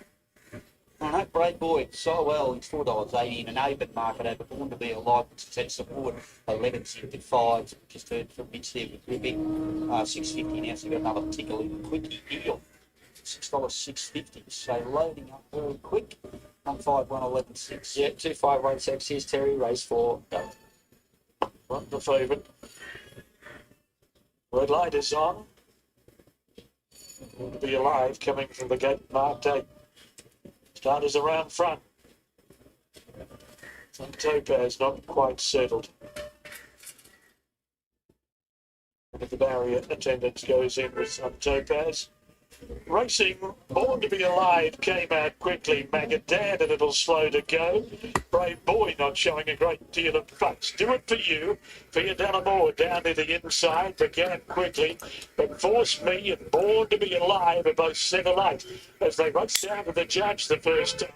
Force Me has the inside, but Born to Be Alive is labelled urgent and runs to the front. With Force Me second, Do It For You third.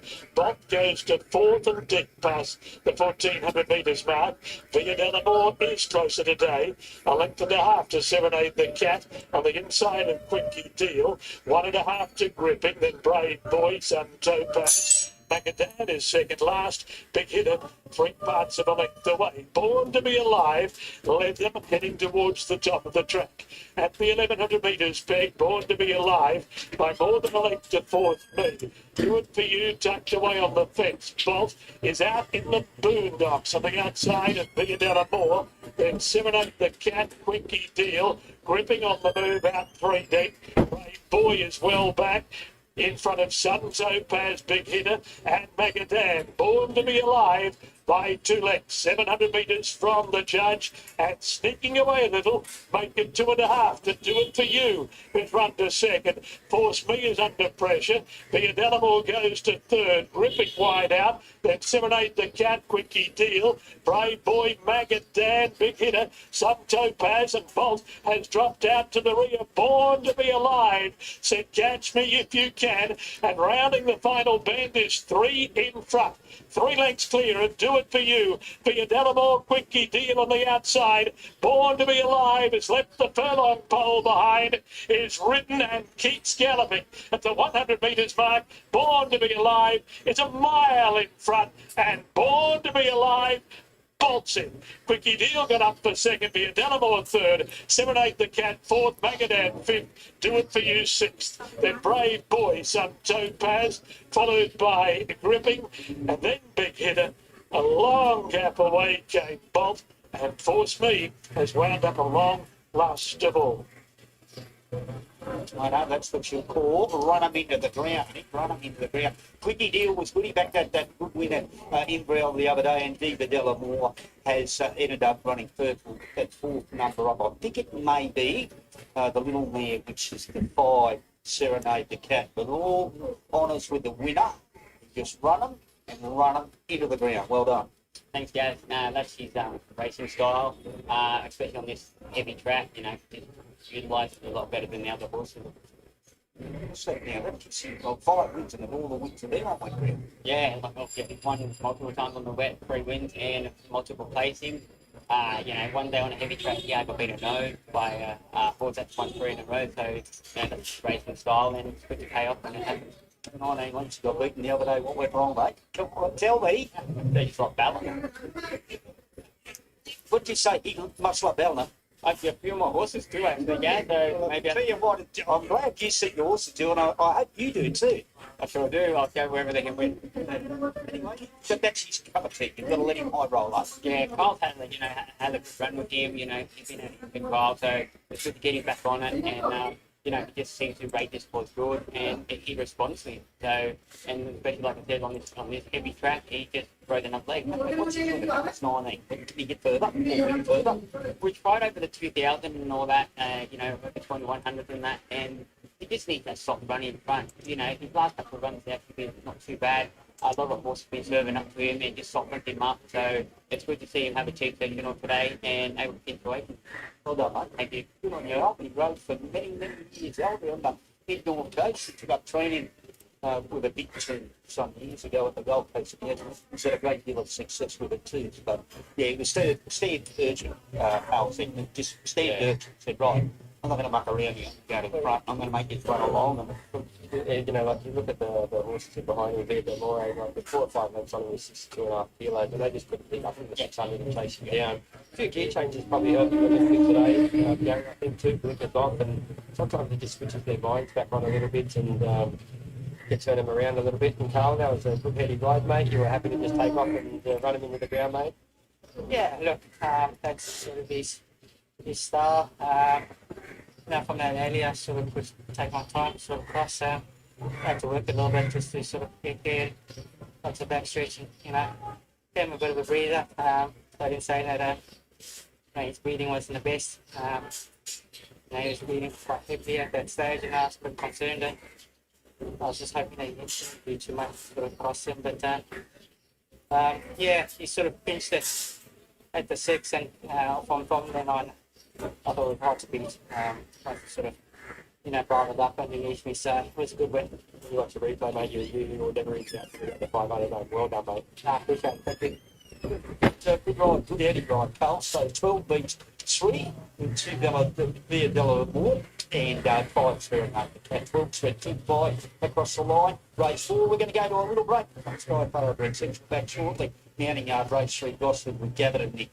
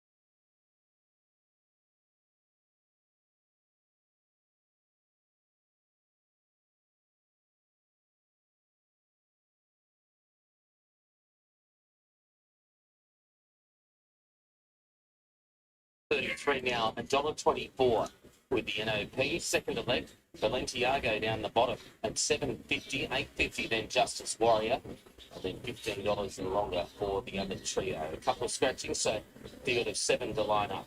Let's have a look at them, Nick. We start off with City Goldfield with the barrier blanket extension. Back go again, the barrier blanket off for the first time. You to say Gerald Ryan, Sterling Alexio, and Dylan Gibbons. He was a chip through the betting there on debut at Campbell over the 1,000 metres, and he had every chance that day, stalking a slow pace and battled on fair enough there. Then came to Gosford here over the 1,000. It was well back there, had the boosters on for the first time, and just was a complete forget. Was checked and blocked between the 600 and the 400, never really got out. So put a line through that run and trust the SP there. Don Juan actually won that race, subsequently just ran okay there in the last. So gate one could be a lot closer out to the 1,200 metres suit. Now, the 2 is out. We move on to number 3, and this is Justice Warrior. 3-year-old girl. He's lining up at his 10th start. He's an 8.50 chance for Kristen Buchanan and Jenny Duggan. I thought he was very honest, 3 back at this track over the 1,100 metres, was running second to King's Secret, who subsequently won very well there at town, and he's going in there on Saturday as well. So they went to Hawkesbury over the 1,100 metres and just resented being in behind the speed there after being slightly slower away. Thought had his chance there at Muswellbrook over the 1280 after always facing the breeze. I just don't think it ran out the full 1280, so I think back to the 1,200 does suit. And we've seen the first 2 winners either lead or sit outside leader, so we're going to see Justice Warrior. I think the wide was actually a plus for him. He could just roll along in its own leisure and probably sit outside the favourite. Okay, now we go down to Preordained. Here it's number 5, which is a $26 chance, having a start 12. Getting by Maurice. Olivia Dalton taking 3 off Bacon Carapazzanis. Yeah, it was a big trip through the betting there. First up an hour over the 1,000, and just was held up when the sprint went on. And battled off well enough there. It wasn't suited there to the Sydney sprint race shape there last start at the Sapphire Coast over the 1,200 metres. But did keep coming to the line there, probably in a slightly inferior ground. I probably would have preferred it out to that 1,500 metres now, third up. But with that said, it's a very small field and it'll be strong. Let's have a look at this long odds on favourite. Senior Tortoni, number 6. Karen McAvoy riding for Ron Quinton. Well, he's just so well placed here under the set weight conditions, and he has a positive race set up. He only had the 740 metre trial leading into his first up run at Goldman on what was a deteriorating track, where he did start at $1.35 that day. So he led it at an even tempo, he accelerated off it. He just peaked on his run there late to finish second behind Octa Delago, who, although failing in town on Monday, he was rock solid in the market. So he'll be fitter. He rolls forward, has just dominant ratings here. So I think he's going to take a lot of catching game, and that's what certainly the market says. Zogmar is an $18 chance. Been a little bit easy in the betting, dealing by Zusane. Lining up at start 5. We're then costed on board for Mitch and Desiree Carnage. Yeah, another one who was a savage trip the first up. Kept at Queanbeyan, and I thought was very brave in his feet though. Was there very wide down for a lead in the fasting run race against the day. So I don't think it was suited to that situation last night.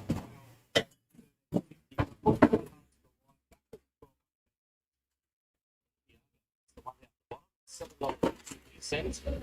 Back from Estella Gilding. Bruce James on board for Peterson. Yeah, a bit of an interesting one, Santiago. Just at that first debut run at Newcastle over the 1,300 metres, it was completely unsuited to the race shape. It ran on okay, so they spoke him straight after that. He's had the 2 trials. He's been ridden out in both heats, but I quite like that, just to get him up to the mark. A bit of a one-pace type, but if they do overdo it up in front, he's going to be one of the ones that are strong there late. Okay, so $1.20 now on tracks. New Tour Tony over Valentiago at $8 first up, as we said, returning a Gilding at $8.50. Justice Warrior, who's nice and fit after 4 runs back from a break. It certainly is the one to beat, according to the market. This fellow here looks very well placed. New Tour Tony, Nick. Yeah, I've got him on top up, 6, 7 and 9 here. Look, no prizes tipping the $1.20 chance, but I think he deserves to probably be that prize, to be honest. He's just so well weighted here under the set weight conditions. I think he can only improve off that first up run, and if he does, he deserves to be that short quote. He'll go straight to the front, take a lot of catching. If you're trying to make something out of the race, if you don't want to just back him straight out or put him through multiples, you probably have the exacta with the 3 here, Justice Warrior. I think he'll give you a good run on top of the speed, especially because those first 2 winners have been up on top of the speed. And he's a very honest on pace type. The 7 Zosma, I think he's probably one of the bit of odds that you could throw in as well if you take trifectas. You go back to that Queanbeyan run, I thought it was very good. And the Valentiago, which is So a bit suspected actually here. First up from the Snowden yard, might be hitting the line there late, but it's all about the 6-year gap, 6-3-7-9. Okay, Ronnie Quinton's been good enough to come over with Senor Tony, and he's about to join us with this fella under the set weights and conditions of the race. Ronnie G looks well placed here today. Yeah, under the set weight is, yeah, it certainly is, you know, because had it been a handicap, it'd be giving them a lot more. So hopefully today's the day he can break through. Gets a bit firmer footing than what he copped at Goulburn the other day. Yeah, definitely it is. No question about that. I think he handled heavy pretty good at Goulburn too. But anyway, we just hope that the day he breaks through. So he's always shown great potential over on the track, barrier trials and stuff. I just want him to break through. You've always liked him though. I thought, you know, by a great stadium 2 day like this. And the world been horse, but I'm just hoping like how they can break through today. He's got speed, Ronnie. Yes, yeah. Yeah, so go forward. I just love him to sort of be able to find a leader, and Kieran will work that out. It's our famous set of colours, isn't it? No doubt about it. So they've been famous for a lot of years, and I wrote for Sandy and Kathy and Jill Nicholson, and I wrote for Sandy's mum and dad as well. Back a long way. Certainly does. I'd love to see him win for you. Good luck. Thank you. Thanks. Yes, Ronnie Quinton with this. You and Tony with his race, but Ronnie said he just wants to see him do it. The market says he will be. Yeah, $1.20 now, Gav. And I remember sitting on Tony from last preparation in Canterbury where he looked the winner all the way a couple of starts. I remember I bet up on him when he was second up there in Canterbury and I thought he was home. And then it was a J-Max special that knocked him off. So he's got very good metropolitan form lines for a race like this. And I thought that run was very honest. He only had the one trial there leading into that Goulburn run. And he tried hard to the line. I know the $1.35 was below market expectations. But as I said before, that Optic Delago did race well that day. And the market still wanted to send him around at the $3.70 chance there on Monday. So looking at the speed here as well, look, I think Carrot McAvoy will go straight to the front here on the favourite. If Justice Warrior just wants to go right on with it, you can obviously take the hit, as Ron Quinton just alluded to. And then apart from that, maybe you've got City Goldfield who can take more of a position, but there's not a lot of tempo here. So I suppose the speed mappers are looking at this as well and just saying he's going to go straight to the front, kick away. If it gets wet, anywhere near all of the premier runs, he should. Justice Warriors had the back in the spread in 3 places. Placed support first up, ran second by King's Secret. Went to Hawkesbury and then ran to Musselbrook. Last time out, that was on the Chris Buchanan. So he's fair. He's second favourite. And then interesting, this one down the bottom, Lightning Race, 2-year-old, taking on the older horses, and Balenciago, who comes here first up and return to Gelding after making his debut at Newcastle the late part of January. Yeah, I always do take notice when Peter Snowden gives them the one run, especially when they're young and he puts them out. So it just, he likes to give them time, let them mature, which I really think is a great effort, especially for a trainer for a 2-year-old to look after them. And then now returning to the Gelding in the 2 trials, I think that latest one, yes, he was ridden out, but I think it might have him up to the mark enough for today. But then you look at that other horse you speak about, Justice Warrior Gab, who King's Secret for, we've seen their win on each Saturday day. They're going to get out there again on Saturday energetically out of that race. And wow, they went to a good time there.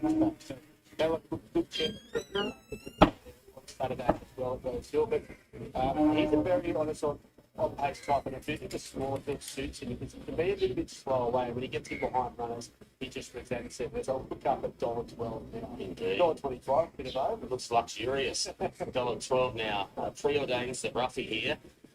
This time going way back. In fact, it was 48 hours ago and a lot of years that Black Piranha carried Preordain's colours to win not one but 2 strap rank handicaps, 2009 and 2010.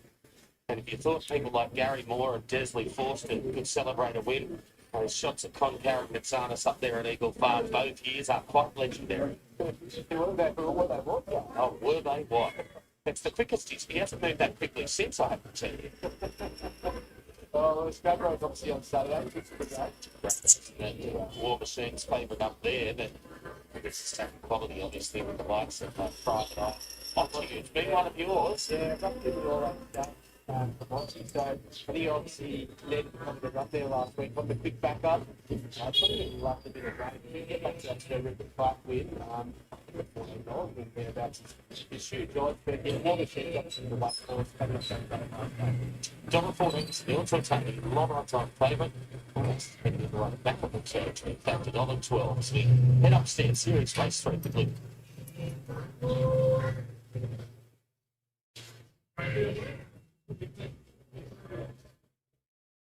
Line here. Starter. He's turned the red light on. Race 3.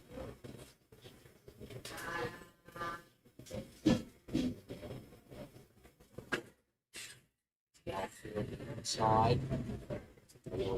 Last one. Now they're right. They're off and racing, and the long odds on favourite Senor Tortoni was one of the first out. He's got the lead from on the outside, Justice Warrior. Zosmar pushing up between them. Then 4 from the inside is City Gold Field, followed by Valentiago. And the last one is Preordained. So the favourite is controlling the race here, Senor Tortoni. Leads 800 metres to go. He's a half length in front of Zosmar second. Third on the outside, Justice Warrior, being closely followed by City Gold Field, Valentiago, and Preordained on the rails. Won't have any excuses here, Senor Tortoni. He's been able to lead at will. He's 3/4 of a length in front, running down the side with 500 metres to go. Zosma's off the bit second. City Goldfield behind, waits on the run, and Justice Warrior trying to come around them. Senor Tortoni travelling into the straight. 275 to run. He's a length and a half on City Goldfield. Justice Warrior the outside, but McAvoy just gives him a little squeeze now, Senor Tortoni. He's off and gone. 75 metres to run, all Senor Tortoni. He's going to street clear and justify the short price. Senor Tortoni easy. Photo second and third between Justice Warrior, City Gold Field, Valentiago, Preordained, Zosmar. Well, that was a very easy watch. If he took the $1.12, he was always in control. Splits of 11.47 and 11.78. And then come off the bit behind him, and he's one with his ears pricked, justifying that long odds-on quote. Ronnie Quinton wanted to see him get the job done. Ronnie, that he has. So 6 wins it. Tied to -3. Will get second up fancy on the outside just. And that was Justice Warrior over City Gold Field. That'll be confirmed. 9 will get 4th. Valentiago. Yeah, too good there, Gav. Obviously, a very short price favourite. It's a class runner, set weight conditions. If you're going to take the short odds, you want to ride it like Karen McAvoy. He just controlled that all the way throughout and just kept you balanced the whole way. So he'll go back to town. You'd have to suspect of that, probably to Wednesday grade, to a 72 or a 64 around this time. So what happened? The 6-1, the linear, one of the best hands, one of the best jocks. And then came the 1. Basically, it is management going on. 6-1, 3, and then 9.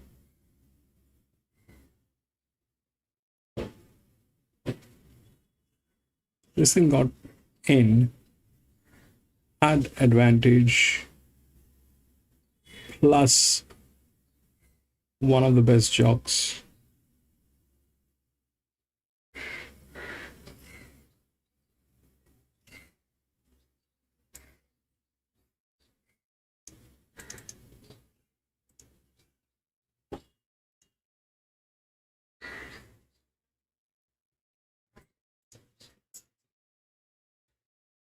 Two 856.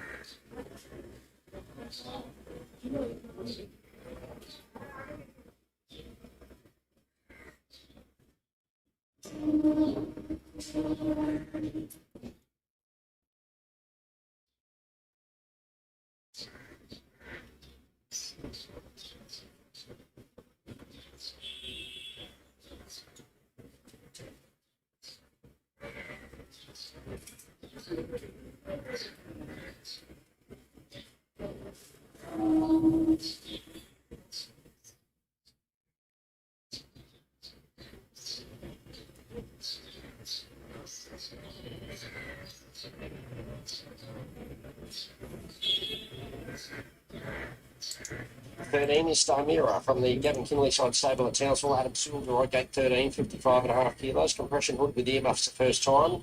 Placed in a recent trial here, beaten just over a length. That wasn't a bad trial, better than what the Victorian form suggests.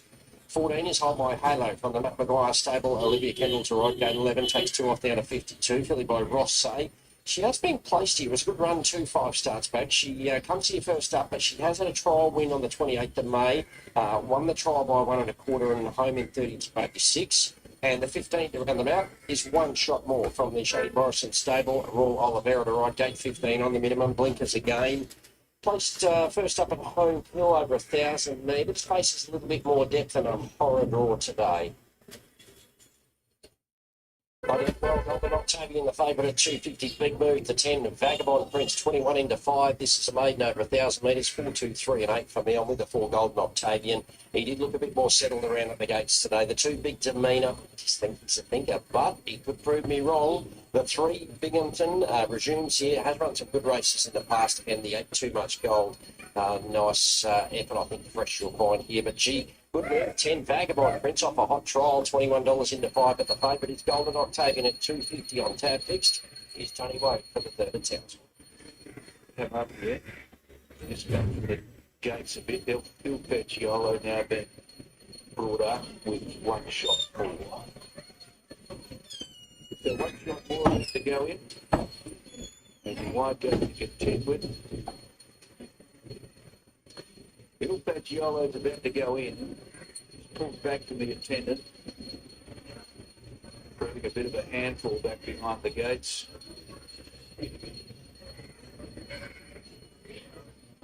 So Il Pecciolo, they'll make another attempt now. Jockey out of the saddle. And it's proving a real handful. Others are standing quietly. Now it's on the move. And they do turn. See if we can get it in this time. Now they stand well. Some of them have been in there a long time. They feel Pecciolo. Now One Shot More appears back behind the gates.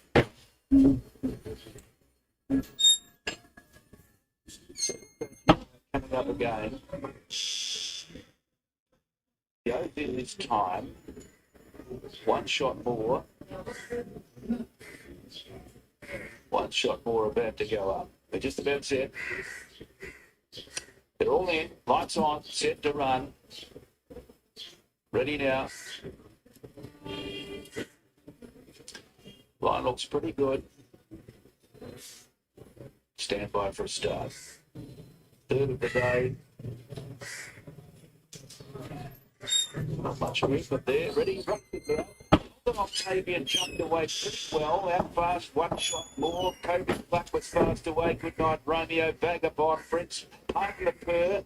It's going very quickly also. An excellent choice out deep. On settling down, one shot more led easily at the 750. 2 lengths in front. Getting to second is Excellent Choice, followed by Pardon the Purr, Golden Octavian. And then came on the inside Kobe's Luck from Vagabond Prince. And then came Big Demeter improving quickly. Good Night Romeo, Star Mirror well back.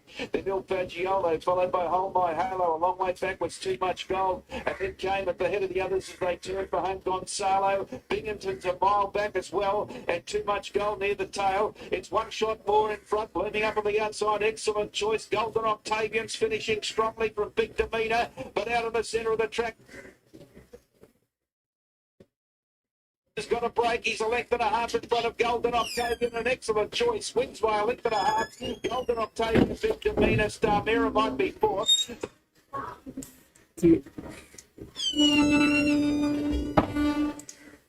That is probably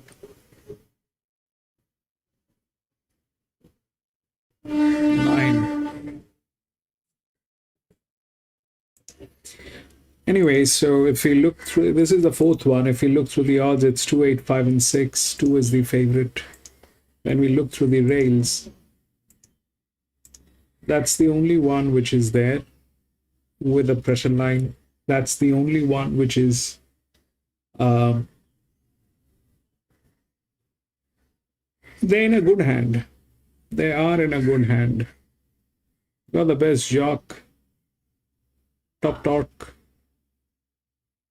Should win. There's nothing else to this. I think they've got the 8, which is the jock have never raced here, so that's why we don't have data on this jock. But that's more or less where it is getting through. The others are here, the EWs. So whether they'll get in or not, that's a separate question. But here, the technicality is on these 2 horses, 2 and 6. And both of them are within the odds. Whether that is, it's 37 by 31, this is 37 by -8. So definitely 6 has more advantage. Definitely 6 is more advantage, but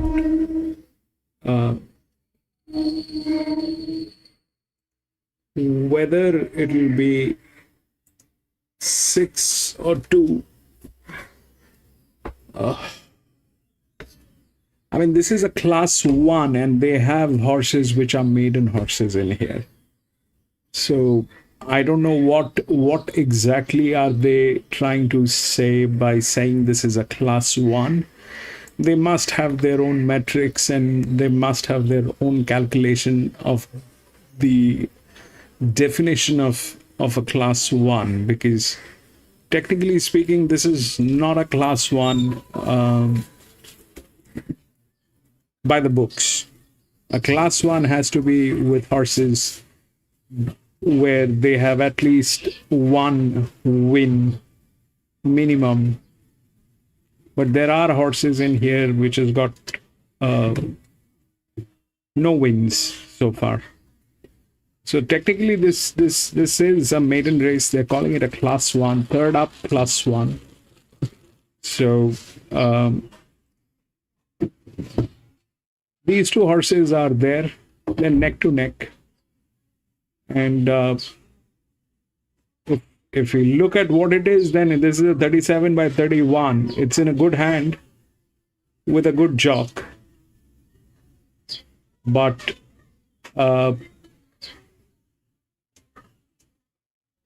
that's what it stands. It's a 37 by 8. It's well within the rails. So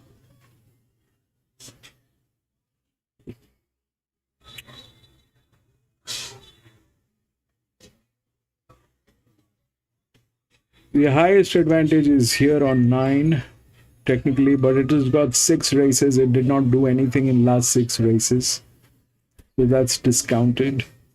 Then it is 19 here, which is 7, which is an EW stands here from gate number 1 with an okay jock.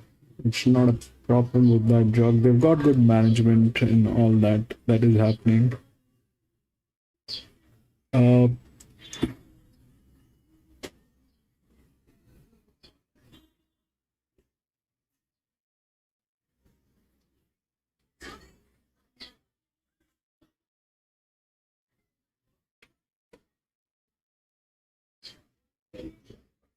So the gates are also matching. There's nothing much to it. It is just that we'll have to see whether the 2 wins. The 2 is the only one which is handicapped.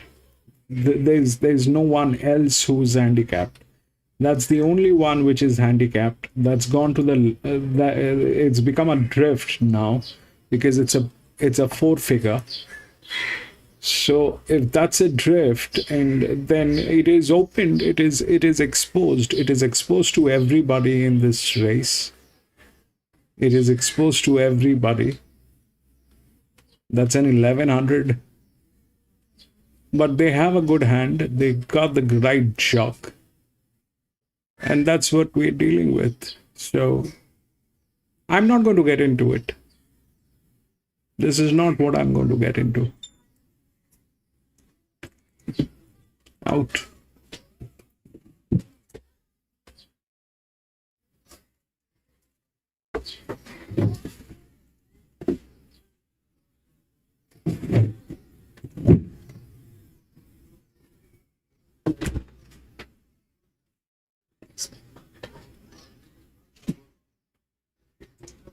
I'm going to be back in a jiffy from the washroom.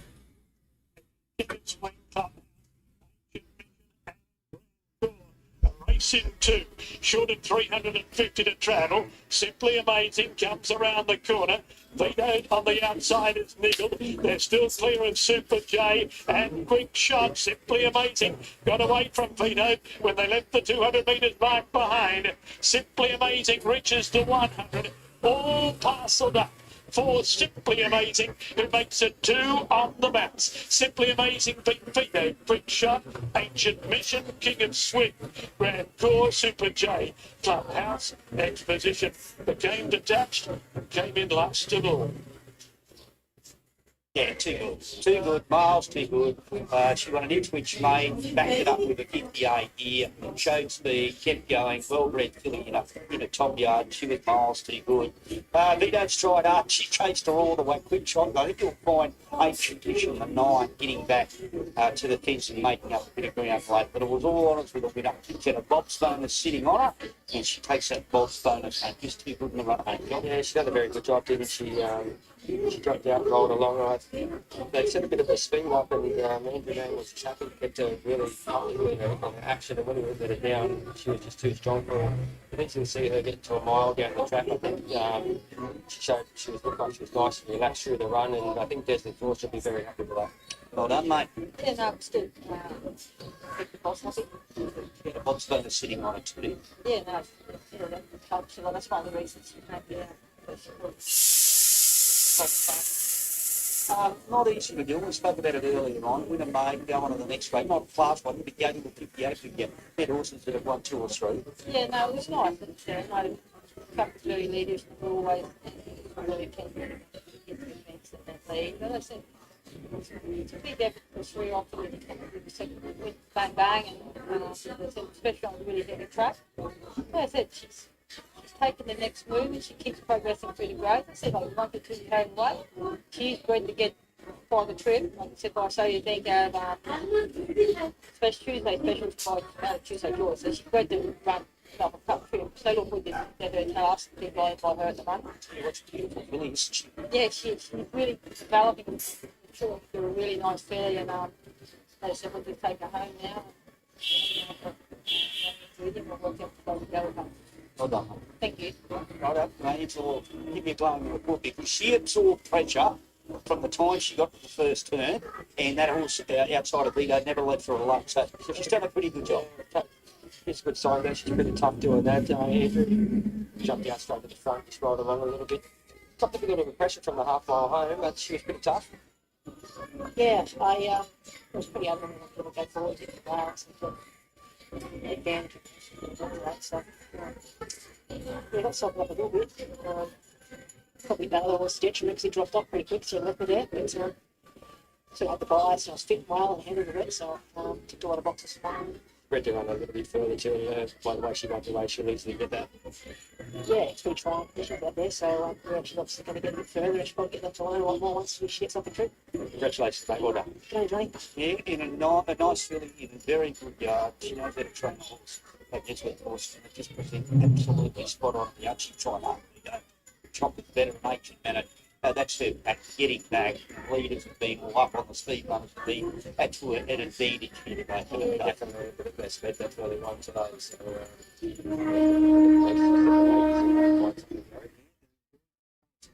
She's a lot of horses.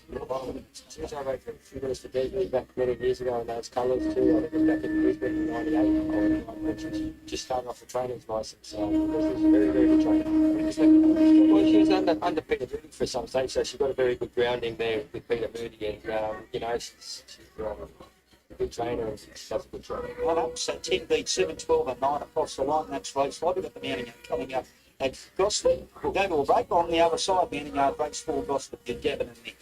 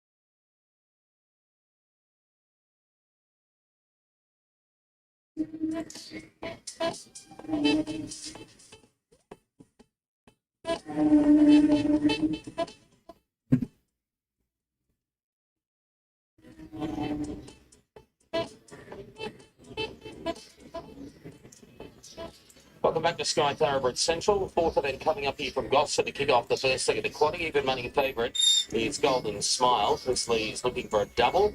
Today, 2.30 to even money Golden Smile. High Velocity is at 4.40. Miss Conspiracy a $7.50 chance. And the other pair in single figures, Mercury at 8. And So You're Ready at 9. Then out to $17 for the next pair. So Class 1 maiden plate over the 2,100 metre trip. And Nick, we start the parade with number 1, the mare Bold Splendor for Damien Lane and Reece Jones. She just wasn't suited there first up over the 1,350 metres at a home track there at Wyong. It was Cooter Barabin over the 1,600 metres. And her benchmark 50 event is started on 20. There was a drifter there. Thought did have its chance. Back to this track here, Gosford then third up and did SP Big On. Stalked the moderate tempo. And look, they battled on fair enough there. So I think out to the 2,100 metres will be a plus. And maybe on the drying surface can also be a bit of a positive. Now let's have a look at his favourite, Golden Smile. He went around on the Kenzo last start. It's a dominant winner prior to that. Andrew Gibbons back on board for Chris Lees. Yeah, she's another one that's just so well weighted here under the set weight conditions, and she just brings that strong ratings and SP profile for this grade. She was suited to back at Newcastle and leading at a moderate tempo, but she put them away with a lot of ease there to win. She just failed there last start behind Roddy Keeler, who subsequently placed in town, but going to trust her SP there. She's a consistent type of the provincial circuit. She gets complete control here. She deserves to be favourite. And as I said before, we've seen the two leaders, one outside leader win today. Yes, actual versus expected, but it's definitely no disadvantage to be up on top of the speed. Now we go to Carraba, having one runner before this preparation. Will carry 55 kilos with the claim. Olivia Chambers up for Denim White. Yeah, an interesting one. So over the 1,300 metres first up, it wasn't suited to the race out there in a very slowly run race, but actually sprinted one of the meetings fastest 400 to 200 metre splits and just peaked there. Then went to Goulburn. It was just going from a slowly run race to a fast run race and just run the super, battled on only fair there. Too much to do there last start at Goulburn again over the 1,600 metres. So it might be ready to do something here with the claim inside draw and getting out to probably a more preferable trip here being the 2,100 metres. Now the next cab off the rank, French Delivery, is number 4 for Greg McFarlane and Jess Taylor. Look, he's been okay this time in this preparation, but he's the one that's had a few runs at this trip, so he's rock hard fit. He gets a nice map here, and as I said before, it's no disadvantage to be up on the top of the speed. So I think they'll roll forward here with Jess Taylor on board, and he'll have every possible chance there on top of the speed. This Conspiracy onto the 5, a $7.50 chance. Louis Boslin riding for Fabio Martino.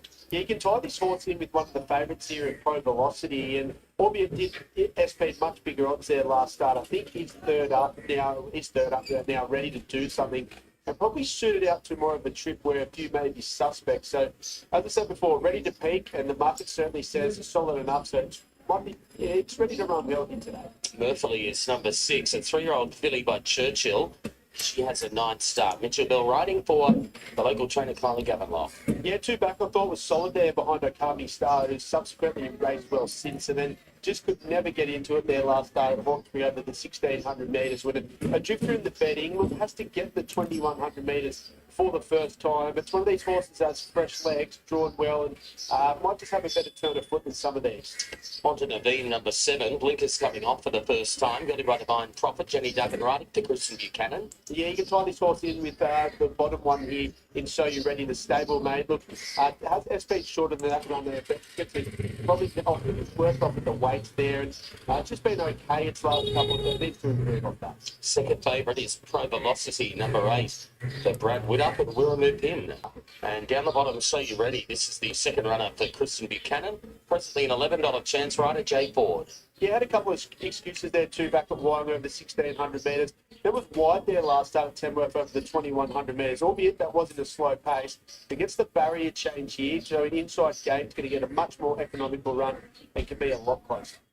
Okay, even money, Golden Smile. Second leg, Pro Velocity, $4.80, $7.50 Mr. Conspiracy, $9 Mercury, and $10 down the bottom. So You Ready? Nick, over to you for the late mail as they head to the gates. Yeah, I thought they stood out here, these two, under the set weight conditions here. Over the 2,100 metres, they can be tricky races, but I just wanted to lean towards the 8 Pro Velocity, just purely at the better price. And I think she is a big improver on a drier surface. She might have to make that long, wide, sweeping run.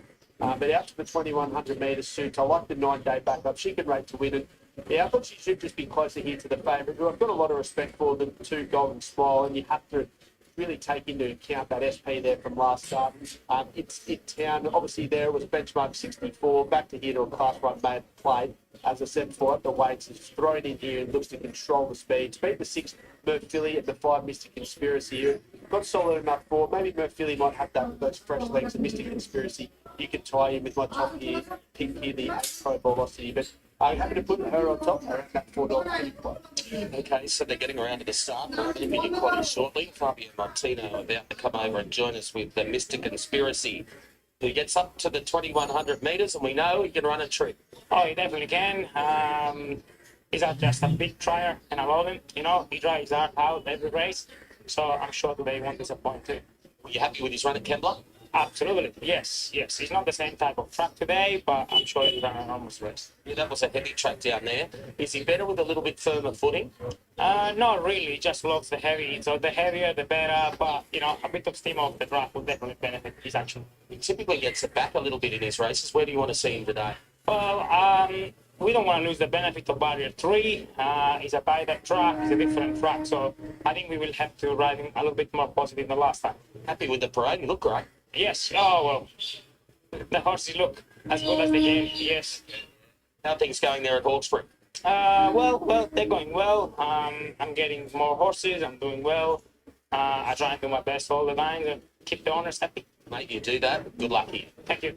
Thank you. There is Fabio Martino with Mr. Conspiracy. So off to the gates. So even money staying his golden smile. I wonder if it will come into a shade of the red. 2:30 this morning. Even money still clean cut favourite. They've kept Pro Velocity pretty safe at that 460. Another short price favourite here today. Going to get a bit of a back, but I think the class he can come over the top there. But also got in the 3 so I think he's ready to pick third up. Winkers off. There will be another one that'll be up on top of the speed. Race 6 got numbers 6 and 2. Covert Thinking, which is my best on the day. So I might actually just take another one and take the 12 combinations as well, Gav. So Covert Thinking best on the day, and the 2 Cirilla and the very hard to price up and to assess just with that polytrack form against the turf. But with that said, it's hard in the market. So it's going to run well. And then coming home with numbers 1, 6, and 3. So the market horses, Power Ballard, I've got on top though. I think we go straight to the front, give you a really good sight. The 6, Burge, and also the 3, Little Dumpling, who are both first up. And I really want to see what the last 5 minutes of betting told the story about those two, but they're nice types. So 24 combinations. The favourite won the previous in a hand canter. That was New to Tony, justifying $1.20 quote. Hawker Hall, it was $2.70 into even money and led all the way and gave a good kick to win the second. And the first was teed up by Jimmy Ricard, who went the other way in the market. He was quite easy in betting. He was soft in betting, but it mattered not. He managed to overpower the heavily backed Just Legendary over the last little bit. Yeah, he did. And I think that Just Legendary can only really improve from the experience there. And I think getting out to maybe that 1,400 metres in time, you'll see Just Legendary, but also the winner, Jimmy Ricard, to be that soft first up, always face the breeze, put them away with a bit of style. It's another improver. And as you said, race 2, Hawker Hall clearly ran out the 1,100 metres. But to race 1, there was a horse that did catch my eye down the outside, and that was Escargo's for Brad Witter and Wiremu Pin. So on a bigger track, we can definitely follow that horse. Moving on to the third race, what we saw before, it's all about Signor Tortoni. Just too good there, too classy. We'll definitely see that horse back in Wednesday grade. And just back on the market here, there's been a bit of a move there for the 8 Pro Velocity, but this favourite is rock solid. That indeed is the case. Golden Smile, in there by See the Stars, imported girl carrying the Australian bloodstock colours. So she is favourite. And we've got those late mail numbers to say link here ahead of the first leg of the quaddy. So a Class 1 maiden plate to start proceedings. So there's Mr. Conspiracy, who has been back 750 in a point and a half. Just looking down the board now, just a little move. Pro Velocity, the second favourite, just tightens in a roll here on track as the favourite gets out 205 on track. Here is the fourth. First leg of the quaddy. Good luck. Let's take it to Luke Marlowe. Field loads nicely. Carava's gone forward. French delivery set. Velocity coming in. To the outside will be Bold Splendor. Red lights are on. Bold Splendor about to complete the line. It comes in now. Set to go. Gosford Cup start point. Ready. Oh, a couple took a dive at the gates there, and it was the favourite missing it. Golden Smile dived at the gates just before they opened and blew the start. Out the back as well, Pro Velocity. So when they settle down, Caraba, French Delivery, Bold Splendour, and now Golden Smiles driving through. After being one of the last out, favourite's going to take it up here. Golden Smile runs to the lead. At the winning post, a lap to go. Bold Splendour parks outside of it. Third on the outside was French Delivery over racing. Caraba's fourth the rails as they go past the mile marker. Then came Merv Philly, followed by Naveem. Mr. Conspiracy, Pro Velocity on the outside, tracking forward. It's taking off by the look of it. And last was So You Ready. They go down that straight run and they're about to now start turning again. At the 13.50, it's Golden Smile showing the way. Leads by 3/4 of a length on Bold Splendour. Pro Velocity continues to march forward on the outside. Caraba's fourth the rails, followed by French Delivery. Mr. Conspiracy striding up. 2 lengths in the field, Merv Philly, followed by Naveem, and So You Ready last. Into the back they go, 1,000 down. Golden Smile about to get more company here. On the outside, Pro Velocity. And between them is Bold Splendour. So they're 3 abreast running down the back straight. Mr. Conspiracy's right on their back running fourth. Then Caraba, French Delivery. Taking off So You Ready on the outside. Flushes out Merv Philly. So there's been plenty of moves in this race. And now So You Ready goes right around them. And it goes from last to first. 600 metres to go. So Jay Ford has taken off. Takes the lead by a length and a half. Mr. Conspiracy now. Golden Smile, the favourite. When that sprint came on, she was struggling. She's dropping back through the field. Coming up to the home turn. 350 out. So You Ready. Can it keep going? Mr. Conspiracy, Pro Velocity, Merv Philly on the outside in the straighter. So You Ready. He deserves to win this for the ride forward. It's been daring. A length in front of Mr. Conspiracy, who's only whacking. I think he's got them here. Yes, he has. On So You Ready. It's 2 lengths in front. Last to first at about the 800. It comes down to win. Strong staying performance and a great ride. On So You Ready by 2.5. Mr. Conspiracy, Merv Philly, Pro Velocity. Behind those then was Bold Splendour, followed by Caraba, French Delivery, Naveem. Now the favourites run last here, and you've got to wonder how much of what happened at the start had an impact. So You Ready, daring tactics, taking off at the 800. He kept going, and he's too good. He wins at his 7th start, and he deserved it after the ride. He got 9 wins at 5 runs second, Mr. Conspiracy. 6 was third, Murphy, and 4th will go away at Pro Velocity. And when that pressure went on, Golden Smile, I think the vets might want to have a look there that she is much, much better than that. But daring tactics have prevailed. Yeah, sometimes it's good to be a little bit different, especially these 2,100 metre class one and maiden plate. So really good ride there by Jay Ford. That clearly won the race, but also a good effort having that 2,100 metres run there. So what happened is back again to the highest advantage. 9.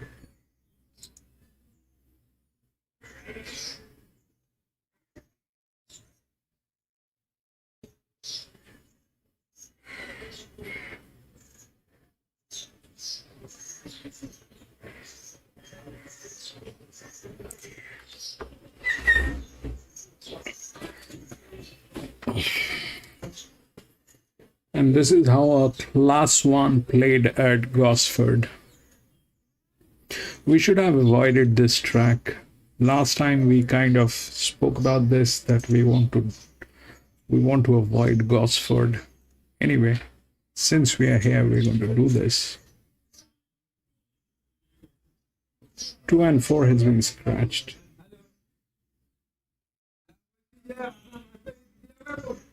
One, 6, 8, and 3.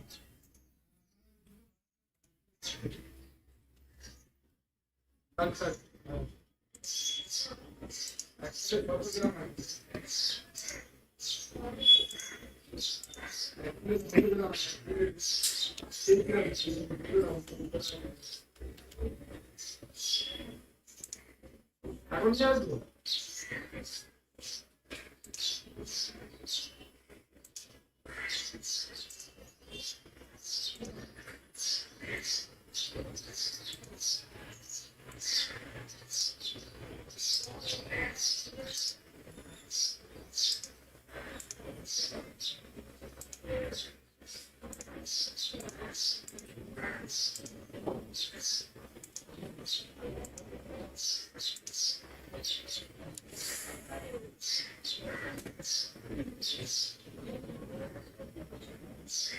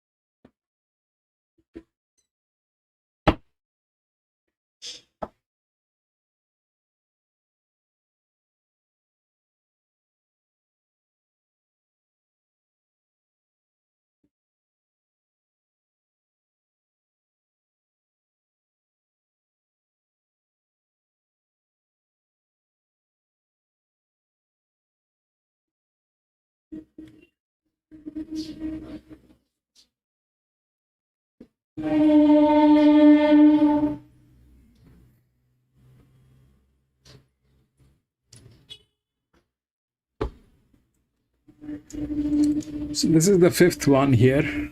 The odds are 1, 6, 8, and 3. That one is the favorite. That's a 341. But it's here. It's got this side. It's got the physics. It probably will get in. But if a class 1 here plays advantage, the 6 here won. Okay, the 6 here won. So 6139. So 1 came in, and then 3 and 9. This was a maiden. This took the pressure. This was a maiden. This took the pressure. This was a class 1. And this did not take the pressure. Then back here again on a maiden. So this one is a little dicey. It's out. 3 is the second one, which is in with a very good hand.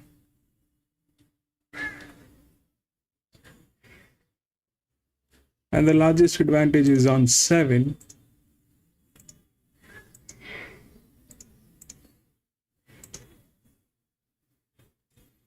This is 26 by 38. This is 26 by -28. What are we racing here? And then we have a 39 by -5, which has the rails both side with an EW jock. I'm out. I will not play this. 1 is the favorite. So if you look at 1, then it's a 24 by 59. I don't know what will happen to this horse. If it wins, well and good. If it loses, then we know what it is.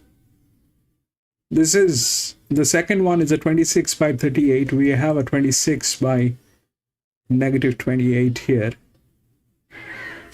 That's this part of the story. Then we have a 30 by -12, which lacks this side. This is an outer drift, which is a premature outer drift, probably an EW, because this is a 538, this is a 507, so they're kind of EWs.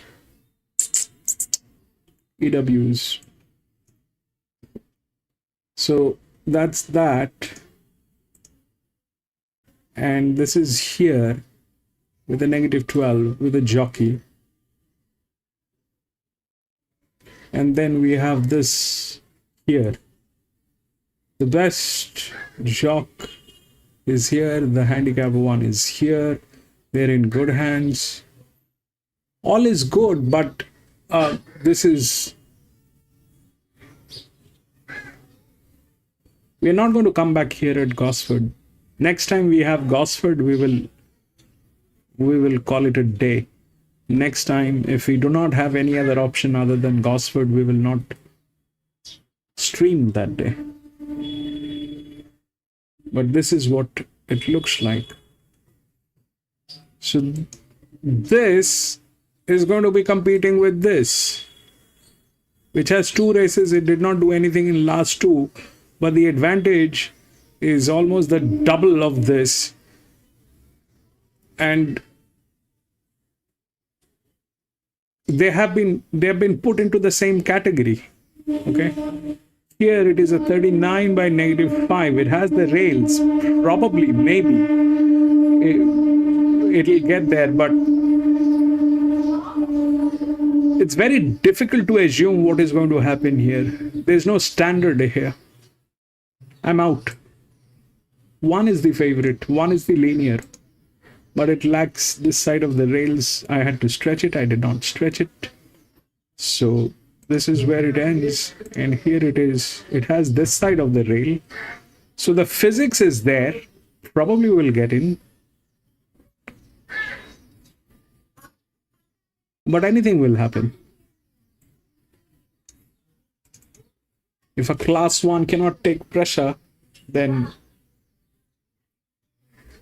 we are at a very wrong place, racing very wrong horses. That's what we are doing. It's all like that.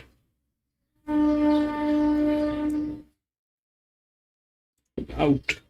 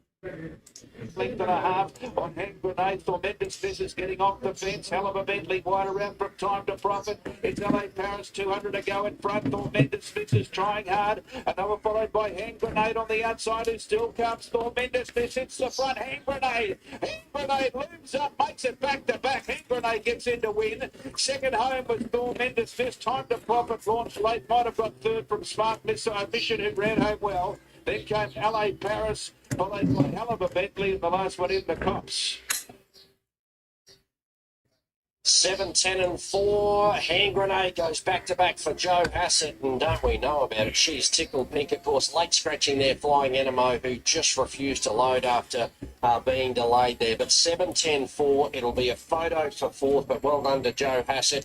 He goes back-to-back. Hand Grenade, Jackson Murphy aboard to beat the 10 Thor Mendes Smith. The 4, Time to Profit, a good effort to close off well and run third, and will stand by for fourth. But late scratching, a sensation, Flying Enemo after outbid caused a bit of a ruckus. But there you go. Hand Grenade takes out the fourth at Townsville. Let's head straight to Gary Cleese and John Powell, race 6 at Ballina. I know 8217, 8273. I'm with that Cook Island girl. I've got the Danger. I made yellow. I thought she paraded really good under the plays. The 7 and 3 neo classes. Mate 273. Yeah, I'm 2587. No, I think let's just go straight to Terry for race 6, Ballina. Lincoln Lane and Monica will be the last pair to be loaded away. The two of the outsiders, Lincoln Lane a 50 to 1 chance, Monica a 100 to 1 chance. The Pello at $3, Yellow $3.60. They were having a battle for favouritism. The Pello's won it. The middle-agers on. At the 1400 metres mark, Red Clark building. Gates are back. racing, and Lambkin Lane and Monty Kahuna out wide, both slow to move. Monastery and All About Artie came out quickly. Cook Island Girl is third, Catani fourth, and Yellow wide out going forward. Neoclassicism on the fence. Under the Ballet is deeper out than Monty Kahuna, and Lambkin Lane on the inside with them in. All About Artie has rolled to the lead at the 1,000 metres peg. Yellow's gone to second, a length and a half off the speed. A break of 2 to Monastery. On the inside of Cook Island Girl, under the Ballet's travelling 3 wide down the side. Neoclassicism is on the fence, followed by Monty Kahuna, who's out deep and attempting to make ground. Catani second last. Lambkin Lane is a length and a half back. All About Artie is at the 600 metres peg. 3 parts of a length in front of Yellow. Under the Palais travelled wide from the word go, but moves to third. Monastery fourth, and Cook Island Girl, Monty Kahuna, Neoclassicism, Catani and Lambkin Lane. All About Artie is livened up coming around the bend. Under the Palais gives chase. Yellow has flown the white flag. Monastery is into the clear and coming through between the pair of leaders. Monastery's loomed up, 120 metres left to run. Monastery's gone to the front from All About Artie, then under the Palais, and Monastery gives Andrew Mannion a double, wins by a long neck to All About Artie, clear of under the Palais, followed by Cook Island Girl, Neoclassicism, Catani, Lambkin Lane. Further back was Yellow, and Monty Kahuna came in at the back.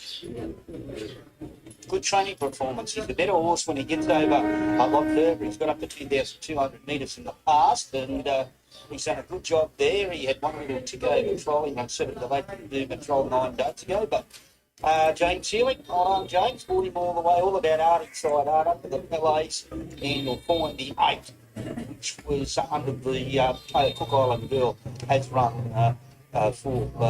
Done a good job, James, to get that horse to win first up. Like I said, he is a better horse over a lot further. Just a bit straighter, James. Well done. Good training performance, mate. Yeah, look, I can't take all the credit, actually. You're not going to give it to Billy. No, definitely not. He's got a big enough head already. But no, look, Mum and my grandma, they bought the horse back for about $1,000, and a lot of credit has to go to my apprentice, Libby Smart. She does a lot of work with him, and she's actually really got him going this prep, and yeah, big credit to her and Mum and grandma. Yeah, he is a horse that can get a lot further too. Yeah, he can. Look, I think the key to him is, he's got to be feeling well, and I probably had him a little bit down last time in, but he did pull out with heat stress a lot of the time. He just doesn't handle the heat, even though he came from Townsville, but we had that very humid summer and he just didn't handle it. So he's been flying coming into this. His trial was super the other day, and yeah, we put him to a really good shot for that. Actually, bought him $1,000, mate. Come on. Yeah, I've been a good one for a while. Just look for a little bit further to keep stepping him up. Yeah, look, he's only in 55 grade or something, so we can go through the grades now, and yeah, you can probably go on with it. Likely grade stores for a 5-year-old, isn't he? Yeah, he is. Just swim him and keep him nice and fresh, and do a lot of longer, slower work with him just to take us to the head drop, but keep him fresh at the same time. Yeah, fine. Team's going good. We've got a 16 in work now and plenty to come in, so it's a good problem to have. Well done. Thank you. See you down here. James, him and his brother, Billy Healy, trains in his own right up there at Caloundra, Sunshine Coast. He's done a good job. That gives Andrew Mannion 2 winners for the day. So, and he comes from just off the speed, that horse. We've got a lot of leaders win here. I don't think Yellow handed the go, and you looked at her at the half mile, and she was floundering then. She was off the bridle, and so she probably needs to get back on a drier track. But full credit to the winner, has done a good job. He was placed at Townsville with this horse, carrying 1,400 on a heavy 8. I think it might have been last preparation or the preparation before. So he has got a bit of a first up place record there. But he was placed here. I'm checking him in the 900 metre mark. Great, last prep, but deep enough, you could have found him, getting photos. He's got a big day tomorrow. He's got a lot of rides in Queensland. Sunny day, so he often comes down. He's a hard worker, and that's a winning double. Well done, Andrew. Just got in a nice spot, and but dug deep. I thought you were going to get the leader was going to kick back on you the 200. Yeah, I sort of wanted to be prominent. He's a horse probably gets over a bit further. But he was nice and fresh today, but begun well. Was able to get that nice grade behind the leader, and that was probably going to be the only thing whether we could go against the pattern.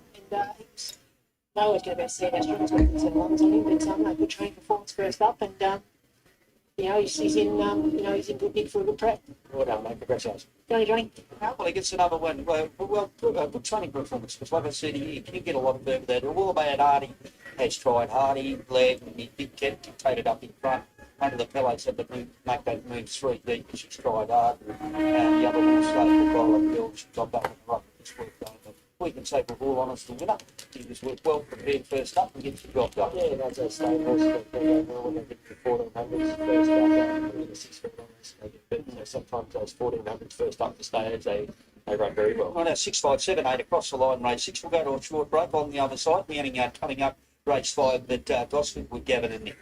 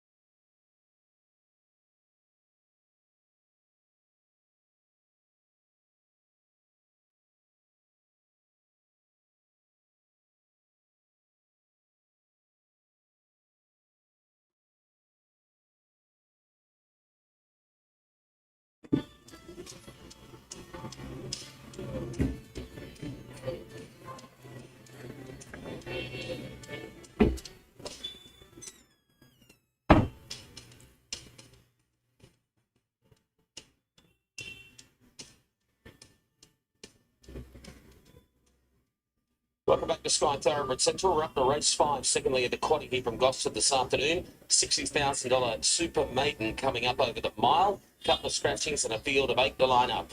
And the short price favourite goes around. First cab off the rank here. The Imported Galloper, Unusual Suspect, Zach Lloyd riding for John O'Shea and Tom Charlton. He's a lightly raced import who's had the 2 trials leading into this, giving him a solid platform to kick off his preparation today. So first up last campaign at Kembla, he was run to suit, but he made up significant ground in a high rating race, and he clocked the meeting's fastest spot on 200 metre split. I liked how the stable immediately spelled him to give him time to mature and acclimatise. Yes, he'll be more suited over further in a bigger track, but he has class and he deserves to be a short price favourite. 2 is out. We move to 3. This is the Beast. This morning a $9 chance. Now it's $6.50. Third up. Kieran Marr breaks knock. He's ready to improve third up with the blinkers coming off and expect a positive ride from an inside draw. So he had every chance first up at Newcastle, but he tried hard in a fast time race won by subsequent city winner Millie DeLune, and then he just raced slightly flat and got a touch lost there last start at Goulburn, which was won by another subsequent city winner in Barbary. So the form around him is proven. He's coming through time sectional merit races, and I do expect him to run well. Number 5 is the Iron Star, a $15 hope, having run number 2 this campaign for Mark Chevalier and Anna Roper. Yeah, resumed over the 1,300 metres there at Goulburn, and look, had its chance on a heavy night surface, leading at a very slow pace, and stuck on okay there, straight to the 1,600 metres, but just a bit worried about the time of that race there at Goulburn. Number 6 is Ivy Legend for the Hawks family and Dylan Gibbons. Just went too keenly there, 3 back at Newcastle over the 1,500 metres, and then 2 back at Kensington. Thought its run behind Convergent was okay. I've got a bit of time for Convergent. It was just outpaced up tempo, but that last 100 metres was solid enough. Then just had the bias against it, Kensington last start again over the 1,400 metres. So I think looking for the 1,600 metres and has solid metropolitan form lines. Number 7 is lining up at start number 3. A speaker Dodo Loves Grey for Joe Pride and Jay Ford. I think she can improve here third up, so she probably just needed to run there first up, not suited over the 1,350. Then went to the same track and distance she faces today, second up over the 1,600 metres. And it was a high pressure race. She had to make her run through the inferior going. Thought battled on okay there. So 2 fast run races, now third up, rock hard fit, ready to produce a peak figure. Number 8 is Steel Rain, a $6.50 chance. Louis Boslin riding for Gay Waterhouse and Adrian Bott. He's just another one I expect to peak third up with a positive ride. So he had excuses first up, but he hit the line well to run second and ran solid closing slips over the 1,200 metres. He jumped then straight to the 1,500 last start at Goulburn on what was a very testing surface. Yes, been favourite. He looked the winner, but just tired there late. The time was only fair against the Dave. He's fitting out and expecting him to get them chasing from around the 800 to 600 just to get this favourite out of its comfort zone. On to number 9 we go, Elusive Mission, who is at big odds for Mitch Desiree Carney and Winona Costin. Yeah, ran on okay there in maiden grade at Muchie over the 1,200 metres, and they hit the line fair enough, and then went to Gunnedah in another maiden there over the 1,400 metres. Did SB $101, but you could put a line through that run. Just needs to improve for this type of maiden. And then finally, Irish Accolade, a $61 hope down the bottom, is here from Cessnock for Larry Fairhall and Jenny Duggan. Sorry, my comments before should have been for Irish Accolade. So I'll go back to Elusive Mission. I just thought in that Barbary race 2 back, probably just needed it there, and then comes through that last start over the 2,000 metres behind Ant and went forward, just battled on there, well beaten. So back to the 1,600 metres would suit Elusive Mission.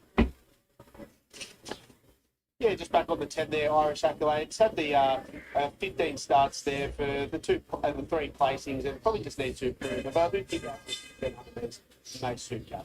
This favourite's into $1.45, unusual prospect. Second to left is the Beast.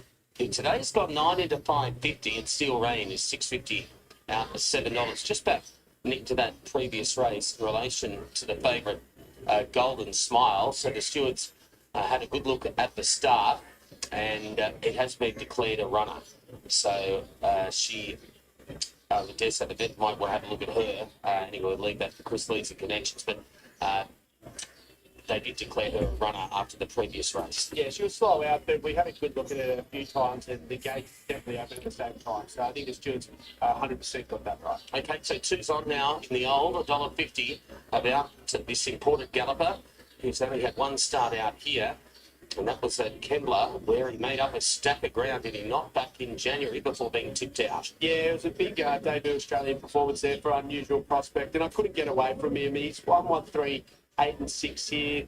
I just caught the eye that day. Look, he was run to suit, but he did report the fastest final 200 metre split of the meeting there at Kembla Grange. But what I liked is the stable obviously like him because they immediately spelled him, so just giving him time to mature, really acclimatised to the Australian conditions. And I know it'd be suited more out to probably 2,000 metres and on a bigger track, but I think his class is going to take him a long way, and the market certainly said yes today. To beat the 3 and the 8, the Beast and Steel Rain, I think they'll give him something to catch here because they're both third up, they're both tough on-speed horses, especially the Beast here, who's got some really good form lines. It doesn't surprise me the firm there, especially through Millie DeLune and also Barbraid. So they've both subsequently gone on to win their subsequent races. And the 6 Ivy Legend, who continues to run consistently. I think he's looking for the 1600 metres now, but unusual prospect, purely from a map perspective. I think they have to go back there. I'd be surprised if they did go forward. So I think they have to go back, make that run, which we just saw in the last race with Jay Ford. He did it on the stayer. So the 1600 metres, I think unusual prospect can get them late, but he has to go on top. 1, 3, 8 and 6 in gap. Yeah, Will Kitchman here for John O'Shea and Tom Charlton with this import. He's had the 1 run here, an unusual prospect. Willie's a lovely horse. He is a really nice horse, yeah. Looks absolutely fantastic in his coat, and he's doing really well at home. Had a great first run at Kembla Grange. He made up a furlong, didn't he? Yeah, he took him a bit of time just to get going. Once he got going, he took off really well and hit the line really strong. That was his first run out here, and then he was immediately tipped out, given a good break, and that's what would have done him the world of good. Yeah, definitely. He's when you look at, he's actually quite a long leg horse, so that just suggests that there's to put back really strong.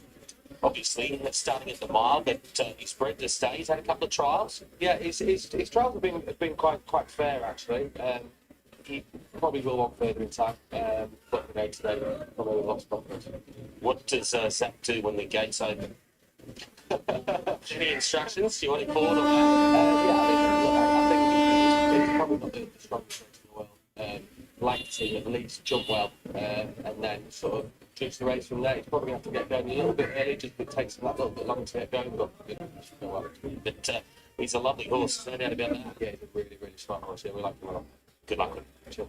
Man, there he is, Will Kitchman for John O'Shea and Tom Charlton. So $1.45, he got the 150 on track now back into $1.45, and that is certainly also the case with the fixed odds. Yeah, very short now, but there's a lot of confidence, and you can clearly hear that with the stables report there. So he didn't want to tell you about the tactics there, did he? But I quite like that. Like a dagger, I like it. Yeah, it's quite good. The money would say they're going to go forward, but I do suspect that they would go back and just make that early move. So probably you've got to build into this track, especially in Gosford, around that 600, 800 metre mark. Hey, Luis. A very, very good rider, and I'm sure he'll do that. What's up? So there's the favourite heading around the gates, among others. So the Beast, they're back. Blake is coming off for the first time. 3-year-old gelding. He's posted a couple of runs this time. In third, first up behind Millie DeLune. That form's been franked. And then when the Goulburn had ranked third on that was a very heavy track down there. So firmer footing might be in his favour this afternoon. Yeah, I think he also got a little bit lost there at Goulburn's because they were coming down the middle to the outside fence. So I think the blinkers off will be a plus. So he can just bounce, really roll forward and control here. I do think with Steel Rain. And as I said before, I think they're the two that are the dangers to the favourite because I think they can control the speed, but they really want to up the tempo when they're like. So they're the ones that interest me away from the favourite. But with that said, Ivy Legend is a very consistent type. She's always thereabouts, good metropolitan form, but it's not moving. It's $1.45, so it's heavily backed in. I just think 2,000 metres, you probably see him in further in time. So having his first back run there last prep, to begin over the 1,600 metres, Steel Rain's had the 2 runs back this prep. Now with Gay and Avery, ran second at Kembla first up. We heard from Neil Payne earlier, and then ran second at Goulburn last time out of the 1,500 and goes up to the mile after run number 3 this prep. Yeah, I thought I was pretty unlucky there first up at Kembla. Hit the line quite well there, very good closing splits, and then it's always hard to go 1,200 to 1,500 on a testing surface like Goulburn, and I just thought it was home there the other day, and look, the time wasn't great after adjusting it against the day, but with that said, just there's no head and tail of this track. An inside draw on a track, it's always a positive. The maidens are taking pressure. A little bit soft though. The class ones, benchmarks, they're not taking pressure. It's the Beast who's the $5.50. Yeah, it was $9 post scratchings this Really morning. weird The second track. leg of the 21st leg, daring tactics paid off. Jay Ford on So You Ready got moving at about the 800 metre mark. He just kept kicking. Yeah, smart ride. And I said before, in those 2,100 metre classes, The only explanation to this is the maiden horses are better than the benchmark horses. something that's a bit different. He certainly did that with the speed injected. He just We'll see how it works. took off at the This 800. one. I'm out. I'm not going to get into it. Settled closer to midfield, and they thought, well, this is not working. We'll try something else, and it's paid off. Yeah, there was a couple of happy punters actually who walked past us. And they asked to be back in, and I'm like, never been on. It's like, thanks for it's the mail. Upstairs we go. Here's race 5. All her age. Unusual Prospect, his lead. Horses forward in the run, but he'll do well to get this on speed. He just doesn't appear to have much early pace. Unusual Prospect. It's among the last 2 horses to move up: the Iron Star, Ivy Legend, Elusive Mission, Steel Rain, the Beast. Just about ready. About to move up now. This former Kiwi. Usual Prospect. He has had 2 starts, 2 seconds. His debut in New Zealand was over 2,000 metres. Tell you they think he's a stayer. Second prep for O'Shea Charlton here. Red light. And they're racing now. Jumped okay, that Unusual Prospect. And he's going to just sort of drift back to a midfield spot. Settling down, and from the inside, Steel Rain was the first in his stride. Wide out, the Iron Star is tracking forward. The Beast pushing up between them, so as they go towards the back straight, speed's pretty good here. Steel Rain the inside of the Iron Star, which gets keen. They're 3 lengths in front of the Beast. Fourth the inside was Elusive Mission, then came Ivy Legend. Unusual Prospect is next. He's about 6 lengths off the lead. He'll be enjoying this tempo. Behind those, Irish Accolade, and last of all, Dodo Loves Grey. Down the back straight they go. Steel Rain shows the way, 2 lengths in front. Parking second was the Iron Star. The Beast is third. Behind those, Elusive Mission. Lloyd not risking a pocket on Unusual Prospect. He's out 3 wide and just starting to creep forward. Around the outside of Ivy Legend, 3 lengths Dodo Loves Grey and Irish Accolade. Steel Rain, 600 metres to go. He's a length and a half in front. From in second spot, the Iron Star, an Unusual Prospect. The odds-on favourite. He's up to third now. He's only 2 or 3 off the lead here, and that's pretty close for him at this stage of the race. They got 4:50 to run. Steel Rain led by 2. Now on the outside, Unusual Prospect being called upon. He's only got 1 more to pick off. He's up to second now in the straight. Steel Rain about a half in front. Unusual Prospect's coming. The Beast ran up behind them, but inside the last 125. Unusual Prospect shot for home. He got away by 2. A lovely ride by Lloyd. He took no chances. Unusual Prospect too good. 138. Used his stamina. And he wins by 3/4 of a length on the Beast. Third in, Steel Rain, and fourth, Ivy Legend, I think. Back behind those horses when they pull up was Unusual Prospect, Dodo Loves Grey, and Irish Accolade. Yeah, too good. Clever ride too, wasn't he? Probably didn't want to ideally be up that close, but he rode him like the best horse of the race, put him in the race, and once he got past Steel Rain, it was a game, set and match. Justifying it short quote, he wins and wins well. He's in for a very good preparation. That horse in the ATI colours. Defeat the Beast. Saint wind up in the third spot. Steel Rain. And further astern was Ivy Legend, but a clever ride from Zach Lloyd. Yeah, perfect ride for a 2's on pop there, Gav, especially to Zach to just building at the 800.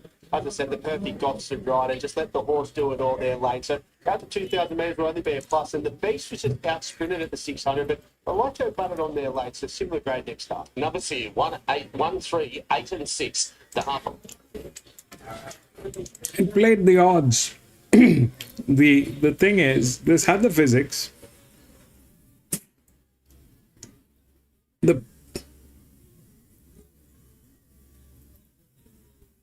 The pressure is working on the maiden races, but it is not working on a class 1.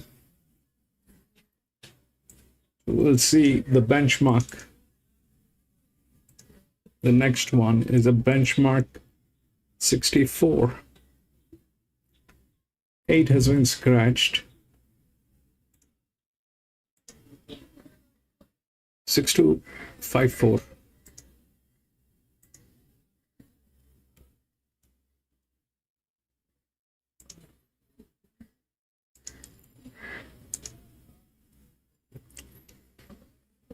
Three at Townsville.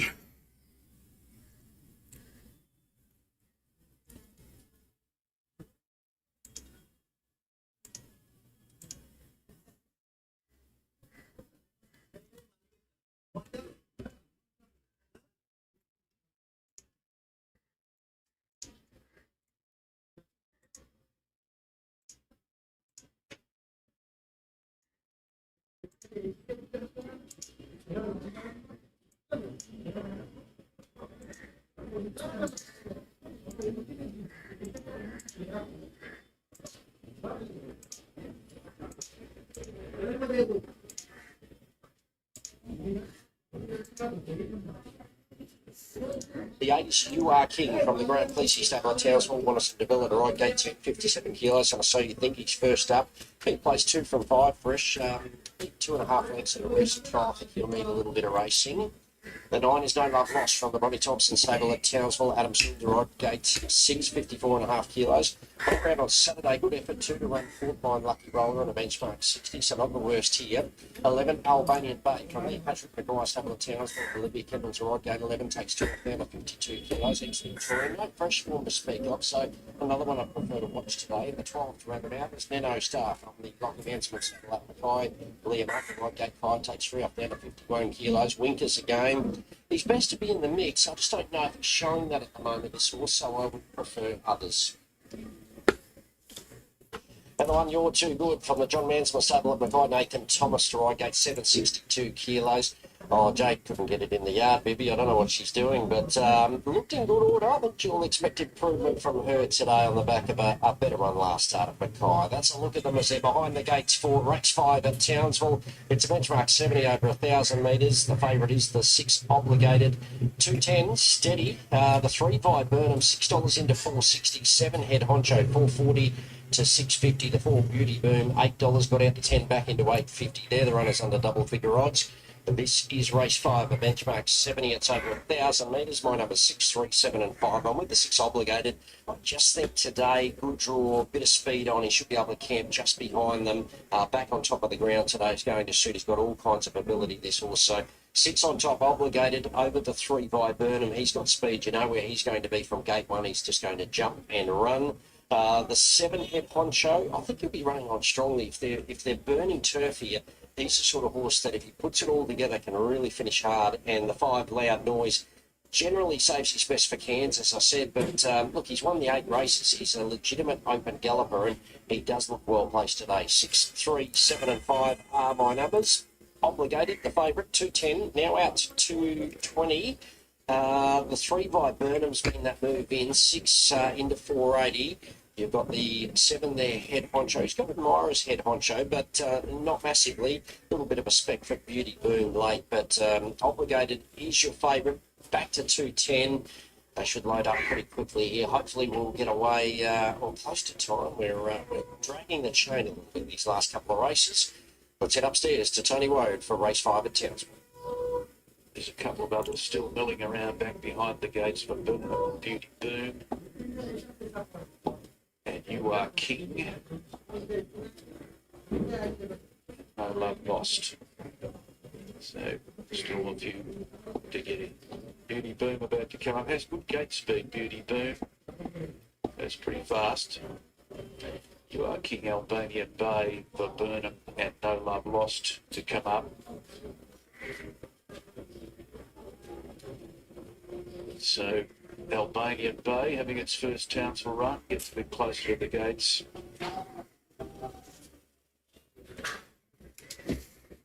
Albanian Bay goes in. You're Too Good now back at business, Jockey back aboard. About to come up. That'll lead for Burnham. So got the inside gate, but will be the last to go in by the look. And You're Too Good. The event now goes in. You're Too Good. Will complete the line. Just about seen it. Too Good goes in. We're ready to roll. Race number 5. Set. Lights on, they're racing now. The Burnham jumped out quickly near the inside, was looking for the lead. Obligated was fast away. You're Too Good, showing good speed as well. And they were followed by You Are King, who's trapped out off the track. And Nano Stars now going up to Dice for the lead as well. Loud Noise just behind those. And they were followed by No Love Lost. You Are King drifting back to get in from that wide gate. Then Disney later, Head Honcho and Beauty Boom taken right back to the tail, but no more than 7 off the lead. to the turn now, and it's for Burnham and Nano Star in front of You're Too Good. Obligated perch third, the inside from Loud Noise. Another followed deeper out by Beauty Boom and making a run ahead. Honcho trying to get into the clear, and then came Albanian Bay. They get to the 200 metres mark, and on the outside, You're Too Good. Dot to the front from Burnham. Obligated's getting out. Head Honcho's building. He's coming with a run on the outside. You're Too Good. Obligated. Head Honcho's flying. Obligated got through. Got Obligated. Gets in by a neck. He was absolutely... Okay, this is the first benchmark, 64 here. The 6 is the favorite. If you look through the odds, it's 6 to 5 and 4. 6 is the favorite. It's the linear, but it's very much exposed. 6 is that's got the highest pressure. Through the rails, we have got 7. So 7 is a check. This is not the largest drift. The largest drift is 1, which is with a very good jock. That is a check. The rest, everything is more or less fine, but this thing doesn't need the rails. This thing doesn't need the rails. This is, I don't know what it'll do. 6 is in good hands. 6 is in good hands. It's not that 6 is in a bad hand. But somehow,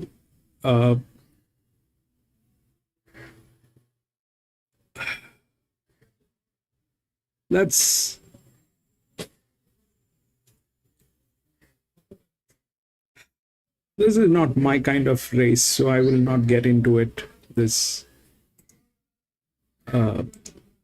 it's a linear which is not a strong linear. It is there. If we look at what's going on, then it has serious threats from 5 and 7. It has serious threats from 5 and 7. This can be chased by anyone. Anybody can chase this horse.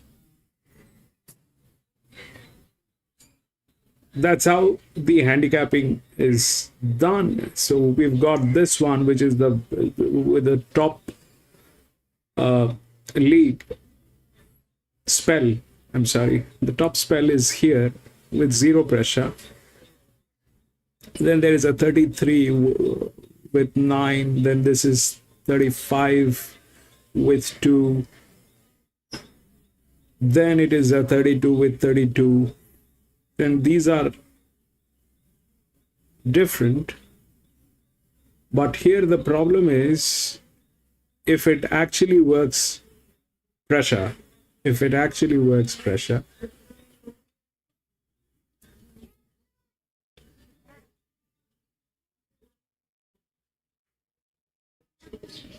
then the linear will win. The linear is like, it's got both sides of the rails, so it is in a safe custody.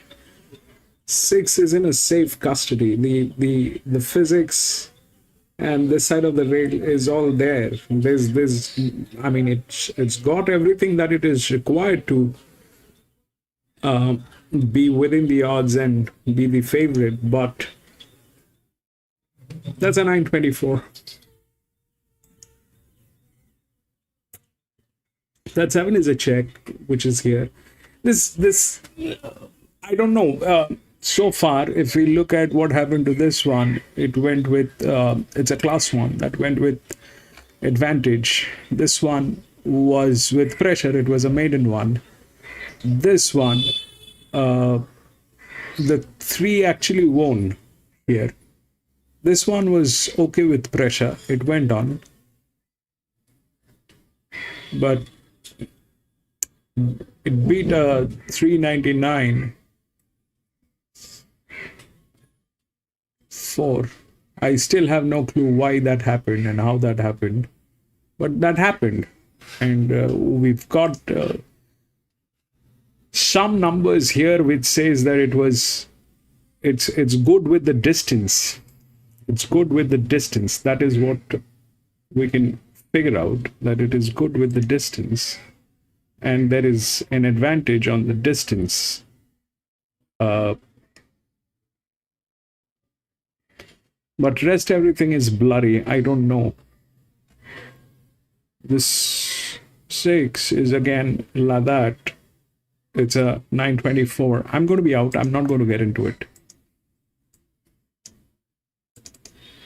Out.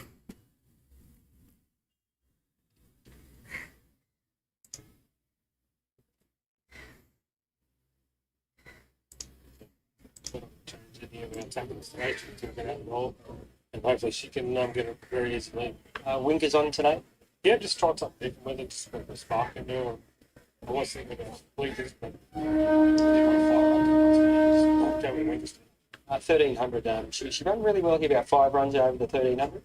Yeah, no, well, she wasn't 100% fit. Right? I actually thought the track was a lot heavier that day than today. But no, she's rocked up fit now, so she shouldn't have any troubles. Okay, mate, thanks for talking to me. Cheers. I know, 1, 8, 2 and 10 for me. I want the big fella ostracised. I love his second up run and big, solid fella. I know he's got to hump the big weight here, but he's big and he's strong and he looked really good in the yard. I've got 8 as the danger. We just heard from Jason Riley there. She's enough. She's tough, big. She don't get any tougher there than her.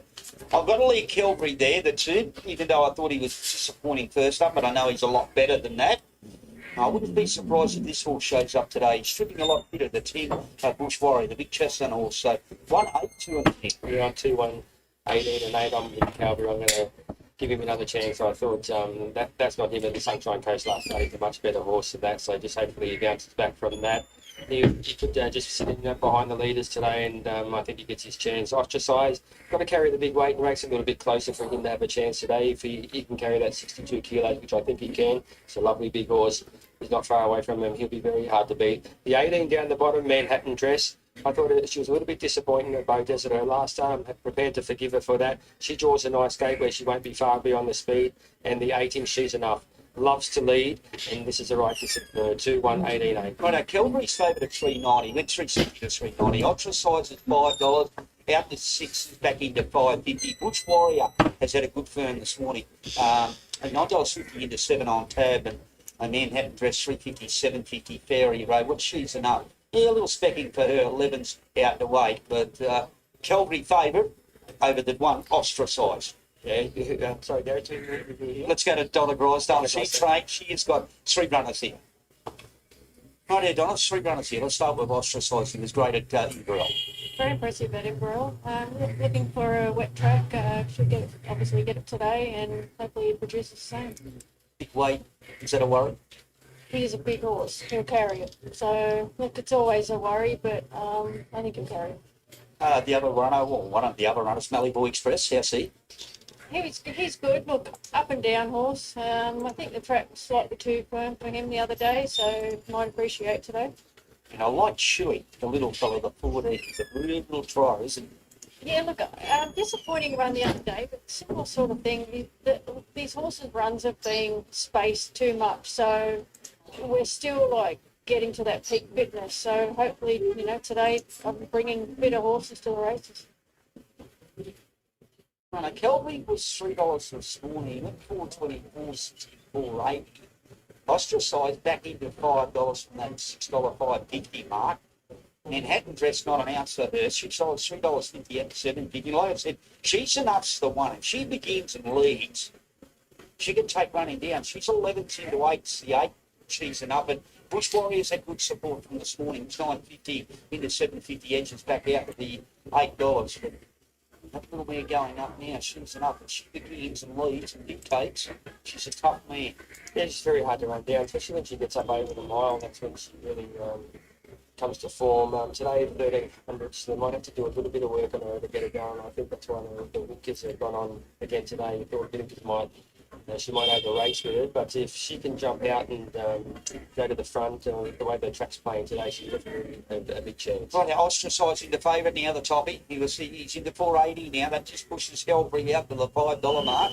Like I said, there's no money for Manhattan Dress, and $8 getting the 8. She's enough. So, been a late firm for Ostracised. He is favoured right at the moment, 480 over 550. which is Calvary, 1-8-2-10. Yeah, I'm 2-1-18-8. Right now, let's go to Terry. This is race 7, third leg of the quad. Is the new favourite, $4.80. Change here. Calvary's out to $5.50. Now back down to 5. With lights on. Plenty of late betting action. Manhattan Dress. Draw the inside alley. Gates fly. Manhattan Dress, son of heroic from the inside, came out quickly. Ballyboy Express chilling. She's an out-push warrior. So you think it's over, rushing forward. Calvary drifting back, followed by Ferry Road. Ballyboy Express in the fine print, and Beneficient went straight back to the tail of the field. The grey, the leader, chilling, going past the 1,000 metres peg. Manhattan Dress selected a half away. Son of Heroic third, she's an up fourth. And Bush Warrior's been planted out 4 deep.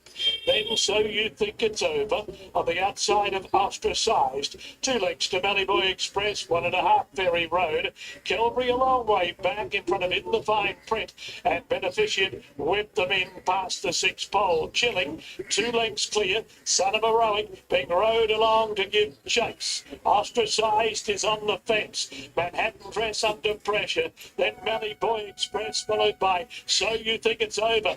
Can they catch the grey? Chilling comes around the corner, 300 metres out. Ostracised moved up quickly.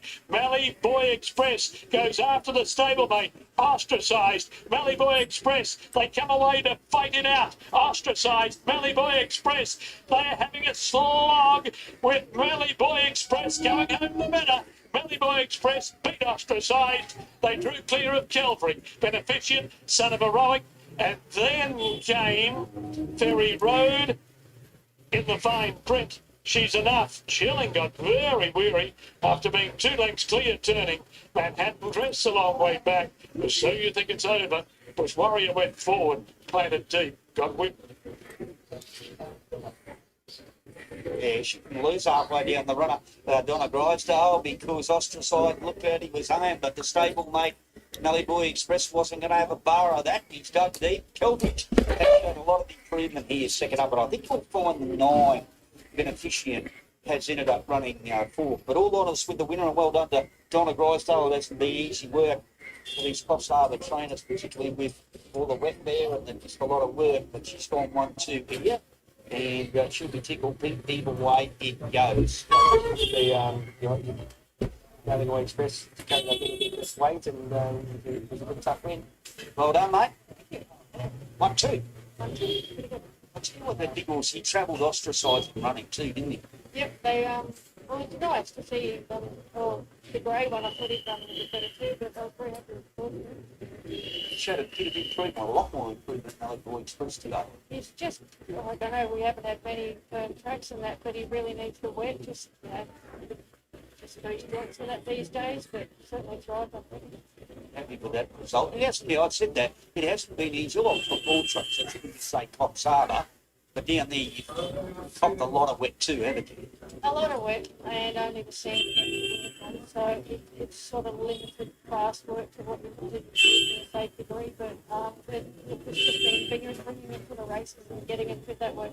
And I believe their Friday fortnight, or 20th, okay, and I believe the track's improved a lot. Yep, John galloped on there 2 mornings ago. Said it's a genuine heavy 10, but we'd be racing on it now. Andrew Mannion's going, you better go and get his horse. He said, I'm a jockey, not a strapper, Andrew said. I said, I didn't think you were a strapper. But Damien Thornton will be picked with that one, so Donna Grisdale goes 1-2.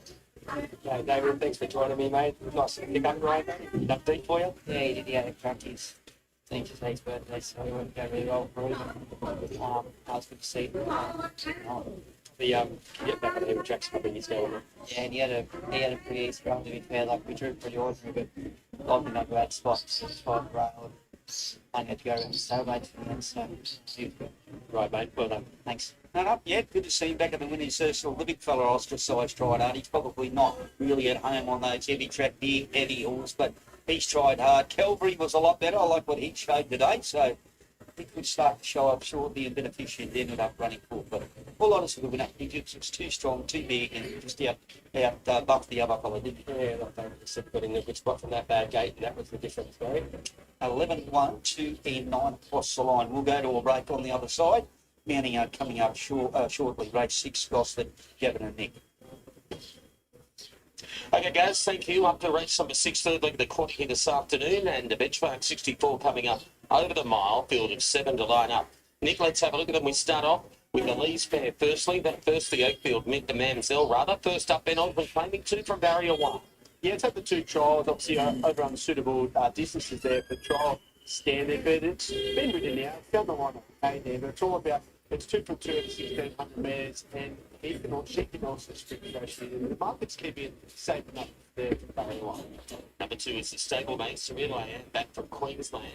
And this is the second favourite, Chris Lee's Tommy Berry. I thought it was probably the more interesting runner on the program here today, bringing that polytrack form where he produced his best effort and ratings. Look, he was aided by the pace of bias there last start at the Sunshine Coast, but he still did it. His prior runs on the program, he did rate down, but Tommy Berry writes, he's in the zone at the moment. Just really wanted to see what this last couple of minutes of betting does. Number 3, Oakfield Waratah, having run number 2, this prep, J Ford riding for Kristen Buchanan. Just got too far back and never got into it there first up at Muswellbrook over the 1280. So it's well beaten there, but it will be sharply improving his second up over 1,600 metres. On the region we go. Here's number 4, Gerard Ryan, Sterling Alexio, and Tom Sherry. He broke through for his mate at 2 back at Kembla, where he got the good run through, but he ran solid time relative to the day there. So have to forgive that last start where he read at the start, nothing went right. If he jumps on terms today, I think they could roll forward there from that tricky enough gate, and he's proven on soft ground. Now, there's been good running for tip-top timing here for Clary Connors. $6 bet this morning. Now at a 480 on track, right at the unpacking. Yeah, you can understand that. The 12-day backup, fit, on pace, a solid Gosford profile there. So letting a good even speed there, 2 back at Kembla Grange over the 1,500 metres. It was just run down over the concluding stages, that's being big odds that day. And had to make the mid-race move there last start. So I think they're going to be nice and positive here. And the money certainly says it's going to be in for a big side. Now, here's the favourite, the last start winner here, Covert Thinking for Kieran Maher and Will Stanley. Yeah, I like her. I think she's the best on the program. She's lightly raced, improved each run this preparation with experience. She needed to run on debut at Hawkesbury. That was forced back into the inferior ground, second up at Newcastle. But her effort had sectional merit that day. I thought her win had style last start at this track and distance to break through for a maiden win. Yes, she had every chance, but she did it on raw ability. She ran solid time relative to the day. But I liked how she went through the line. She pricked her ears. She could step again. Get the positive race set up. I thought she could muck to get the 1-1. She could repeat or improve on that last start. I do like when they have a bit of sectional merit down to hard pick at 9.50. Here's the 7 for Mitch and Desiree Carney and Molly Burke. I thought you would like that one, Gavin. Yes, their last start there for hard pick. And in the last start winner there, did have to pay $41. Let it a good even speed there that day. Time wasn't great, but with that said, last start winner, you'll have to respect. And finally, as we run down the bottom here, a special day, $16 chance. Ash Morgan on board for Paul Perry. Yeah, interesting one. Looks like I saw a couple of bets roll through for that runner, but I think he's the big improver when she can get back onto a drier surface there. So happy to forgive that run at a home track over the 1870 there on that heavy 10, very deteriorating surface that day. So back to the 16 suits. Favourite here, just to Covert Thinking, 310, 350 Surreal solid, and they're backing tip-top timing, who occupies the third line of betting. To region number 4, who was at $7.50 and $10 hard pick ahead of the 6th event. And they don't have too far to go. In fact, Nick, with your arm, we'd probably throw a cricket ball for the mile start. It is late mail time. Yeah, not far, is it? I am 6-2, 4 and 5 here. I think she's the best bet on the day. We've had a couple of thoughts, but I think the $3 about her is a fair enough bet. I think she's on the way up. She was right between runs as well last start. But I like that she's the last start winner in the same track and distance. Yes, she has to make the step in grade. But with that said, she has the key attributes to make the step. So I like her. She goes on top. The bet to choose to Real I Am. Want to see what the market does here now. Just count a couple of odds at $3.60. Just very hard to assess coming off the polytrack wins. But with that said, it's mind on the job. Racing well, back to the turf here, we'll see how it goes. The 4 region, just have to step a bit cleaner, but if it does, I think it could be a lot closer. And I do respect that money for the 5 tip-top timing. As I said, 12-day backup, on speed, will take a lot of catching. But the 6 Covert Thinking and landing that 1-1, I think has the clear best turn for in this race to put them all out. Well, yeah, Tubes, the favourite, he won over this trip at this track last start. That was a perfect Gosford ride, was it not, by Will Stanley, who partners this girl once again? Yeah, that's right. And Will Stanley's riding extremely well. So you get the claim here. You can't claim all the way down with that 3 kilos, but you get to the 2.5. So carry this up their last start. And I think just it's a horse that can really keep improving through the grades. I think it'll probably be better at next preparation, and also another horse better on a bigger track. But with that said, I just think I think it's well placed here to make that step in grade here to find a very winnable race. So 6 over thinking, once I just look up the board, still $3 now. The second favourite $3.60. Gerald Ryan is here with that Regian. I've had an extensive geography lesson and explanation as to the pronunciation, and it's Regian. Something to do with Greece and Italy, I'm told. I don't know where it comes from. I have trouble with it. I've got the full explanation, don't worry. Nice horse. Not all. Yeah. Well, getting. What I like about today is probably the other day.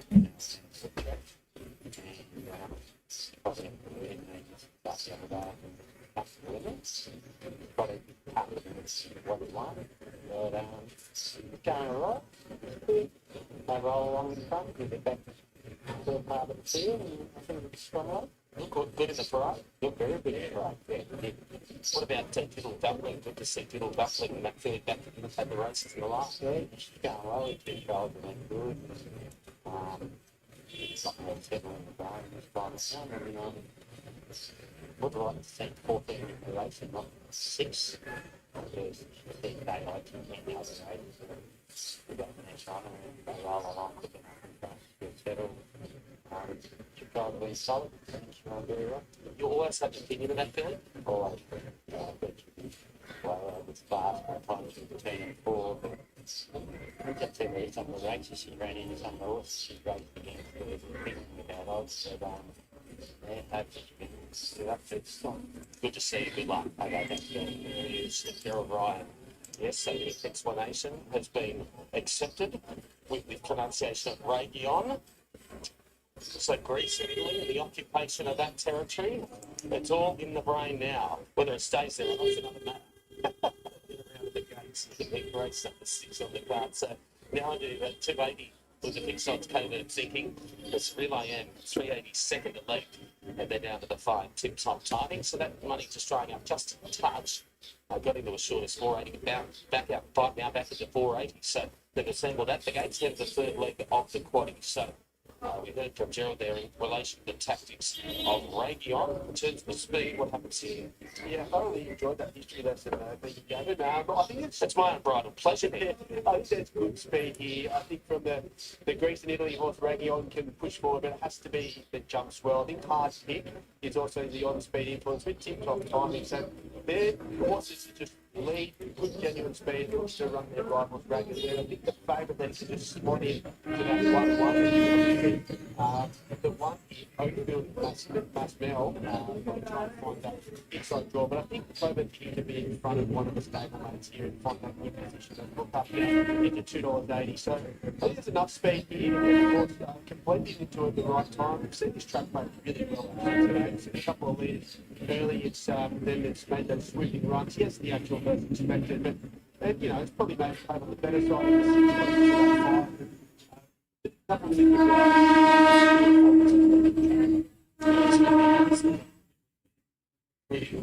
earlier today, was certainly the field.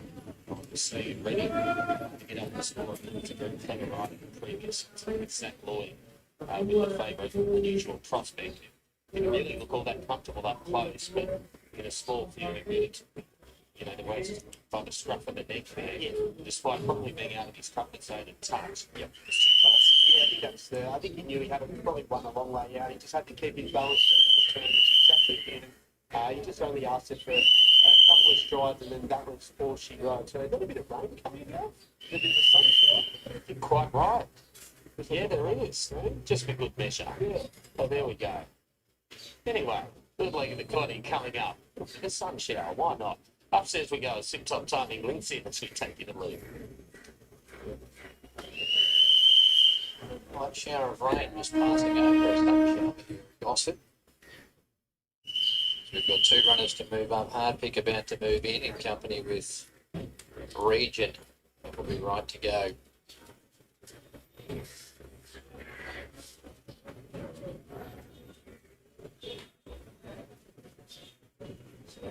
little bit of rain starts to come down here, a little bit heavier as well. Look over towards the 400 metre mark, the sun's out, but it's raining. Region goes in, set for race 6, 290. About Covert Thinking. They're racing now. Covert Thinking gets a positive ride to jump the best.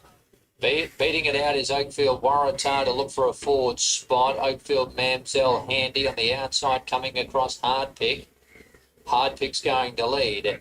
It strides 2-3 lengths in front going to the 1200 metres. Tip-top timing's about to go to second. Oakfield Waratah is racing third. Covert Thinking looking for a spot fourth. Behind them, Oakfield Mamsell, Surreal I Am, Region, and last on the inside was Special Day. By the 1050, front runner Hardpick leads 3/4 of a length. Tip-top timing is second. Oakfield Waratah getting keen on the inside of Covert Thinking as they slow to a walk. So, gee, this is an alarmingly slowing tempo, and I don't blame Tommy Berry for taking off here. Surreal I Am, let's rip. Way it goes round the outside. Takes over here, Surreal I Am by 2 lengths. Hardpick is in second now, followed by Tip-top timing. Behind those was Covert Thinking.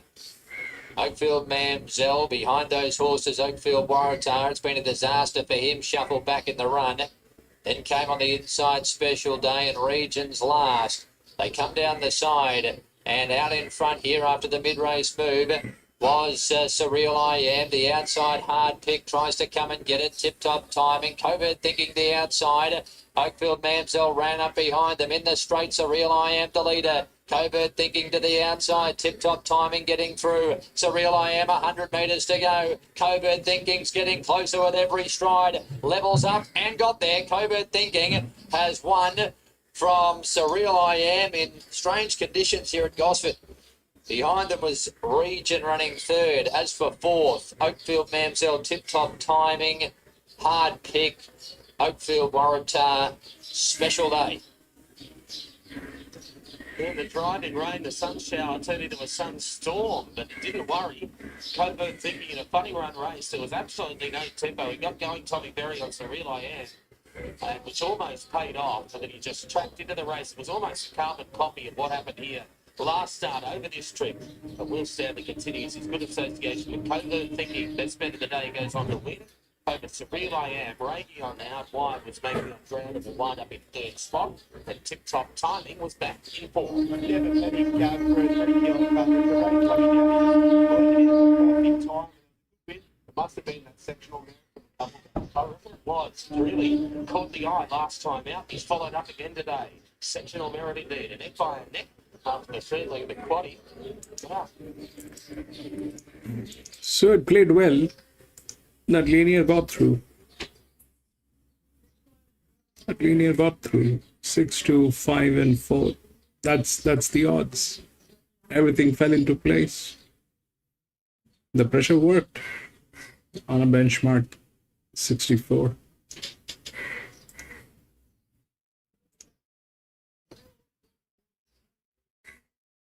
4 and 8 has been scratched. 6, 3, 1, and 5.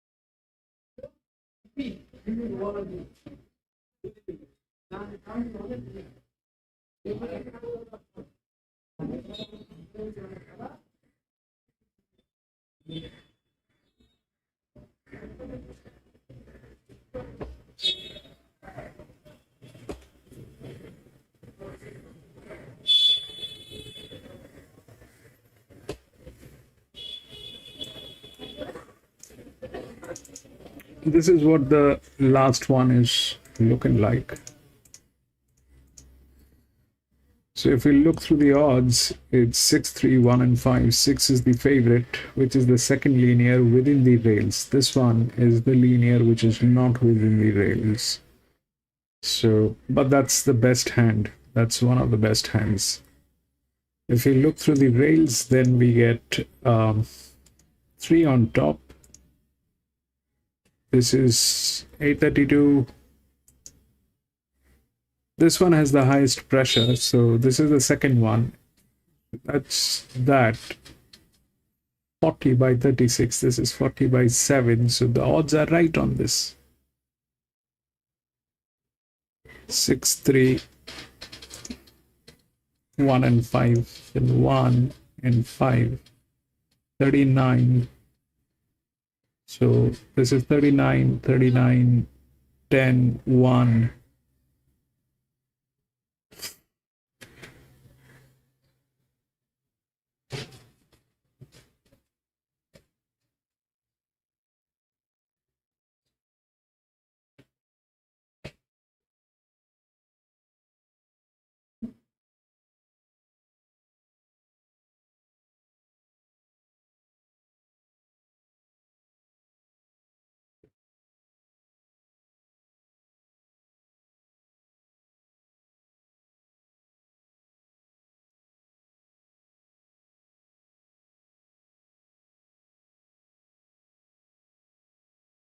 Been a trick just out the pace and further back of the field. Then came Mr. Caleb, followed by. I'm going to be back from the washroom in a jiffy. Well back, Sammy Thinker. Getting back towards the tail. There was encroachment with Line of Kings under the shadow. Missed the jump, but it's 3 lengths away last. Head Snooze really running them along, coming down off the back straight, led by about 3.5 lengths to War Council and L. Eves.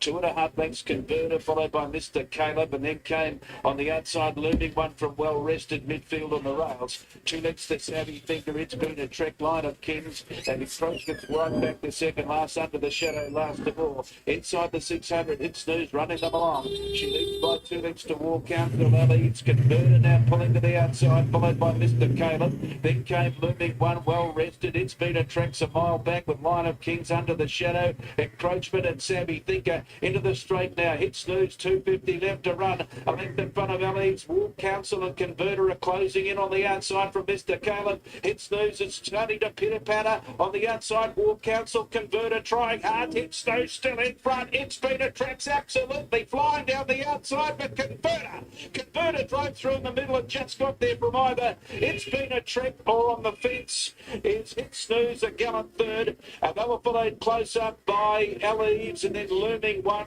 then War Council, followed further back in the field by Mr. Caleb, Savvy Thinker, Line of Kings under the shadow, and towards the tail of the field were well rested and encroachment. Oh, she was home for your T-Money Hit Snooze, but the last 50 she was out on empty, and the stablemate Converter, the big black horse by Schnitzel, has absolutely motored late. Schnitzel didn't we? Only yesterday. So Converter gets there. 5 Converter. Ash Butler, race to race double. Gee whiz, what about 13? Way out of its ground. It's Been a Trek. It was back almost last. And it has absolutely picked up and stormed home, and it may have run second, but gee whiz, what a fish that. totally misfire, wasn't it? Really, it's run second. It's been a track. Should have won. 12 snooze. Gee, she's a bonny mare. She needed 13.50, simple as that. But look, she tried hard and she picks up more money yet again. 5, 13, 12. So the Holt stable have run first and third. They have been split by what I think was a very unlucky. It's been a trek, but I might throw him a kick. 5, 13, 12 will stand by for fourth, but well done, Ash Butler. Race to race double. Converter, actually known as Chicken, I think. There's no Chicken today. He has launched to win that and hold off to 13. It's been a trek. It's snooze and blue. Nothing in the frame for fourth yet, so we might have to get that down the line. It is the 2, War Council, who had its chance. I thought it was there close enough within striking distance, but it's run fourth. So 5, 13, 12, and 2, the numbers well under the Holt stable. And Ash Butler Converter takes out the 6th at Townsville. We will head straight to Gary Cleese and John Powell for race 8 at Bell. Welcome back to Ballina. Now, this is the last race, 8:58 batting over 1,000 metres from the field to win the last of. We're making so our top weight. Kayla Johnson rides Leah Birdsley here. Ooh, not an overbid. That's what I thought she'd look off the replays, but she's beautifully placed, this little mare. Good gate, top yard. Very hard to beat. It's leading it around 2 Leah. Yeah, I think the good thing here is they've taken the 3 kilos off her back. We were back into 58 kilos, 58.5 kilos. She was a good win the Sunshine Coast over the 1,000 metres. Still right distance and right track conditions for her. It's where she gets to the run. I hope there's some good shit like that. I want to start the 250 even rides the Handicapping. She is now with 2 trials under her level. She's probably looking at her in the a bit of condition. I'd say whatever she does today, she can improve off. I guess we'll probably back to her a little bit further too. Probably anticipate her just going quiet out of the gates and working home strong. You got Beauty 8 the 8, now you can see the rides for Daniel Bowen. Look, he looks good. The problem is he's got to come back from 14 back to 1,000. Yeah, it might be a bit too short for him, mightn't it? And he draws a wide gate. I don't know whether it's got enough speed in 1,000 metres to go forward. He might just have to go back from that barrier. And the 4 AI Boom, Georgina Cartwright, Leslie Pawson, already 1 for 1 here. And a nice filly too. Just very good there at 1,000, but it's not the way she parades. Yeah, she's got plenty of speed too. She's met up in those half-mile races at Ipswich and Warwick and Gat, so she's going to bounce straight to the front today and do it pretty easy. It's like you said, Gary, the last 100 metres in this race is going to be a worry. There's better than loading the 5 got the body and we get no luck. Not a lot of her, but she's had no luck. Bad gate today, but got to leave it. She's honest.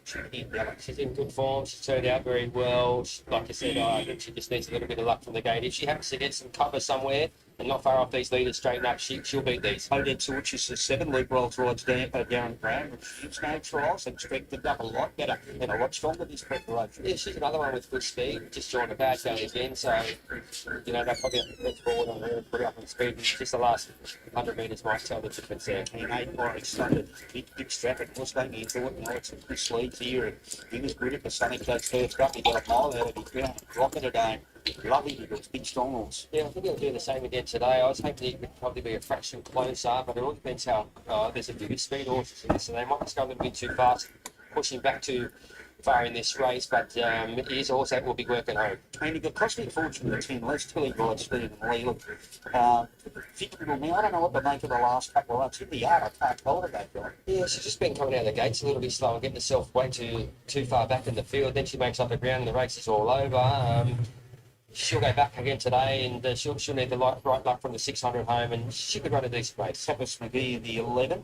Michael Hellier picks up the right Johnny Gilmore. Nice little man. She just got anchored down the other day on that very heavy traffic casino. Yeah, she hasn't won for a long time, and her runs have just been okay. She's been beaten 1 to 3 lengths each type of run. She's always there trying her hardest. And Rock Barton Fashion, the 12, Paddy Biddler picks up the right. Taryn Churchill, I just had a look at it. She's really good, that little mare.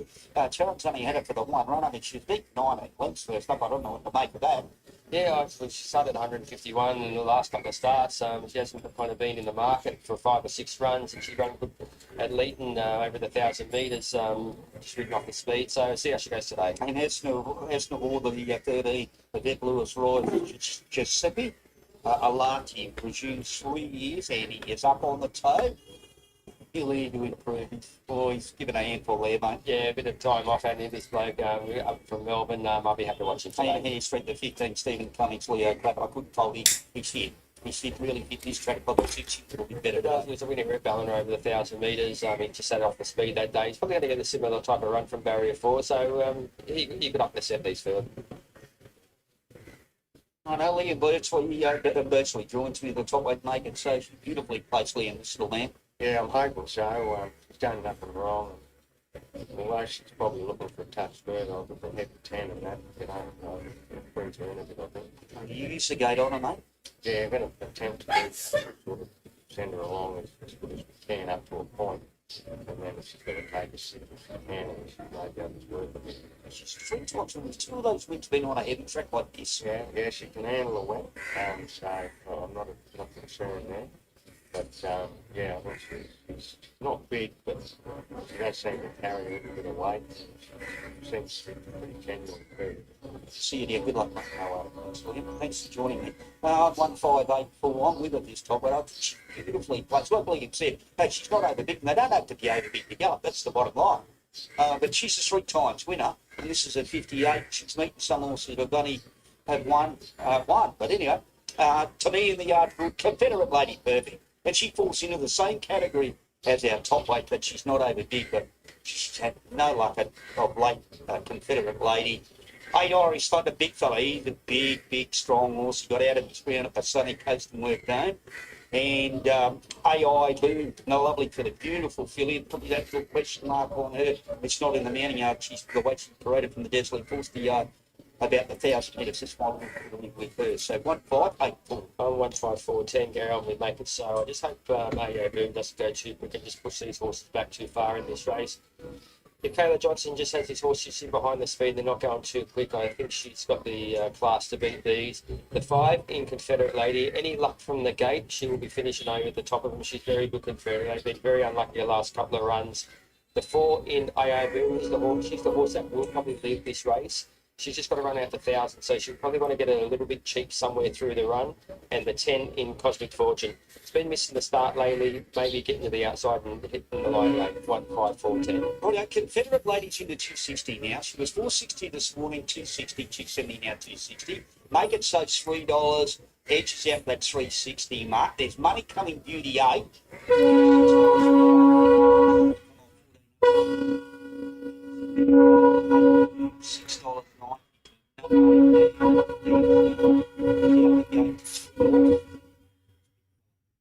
It's budged around that $14 mark.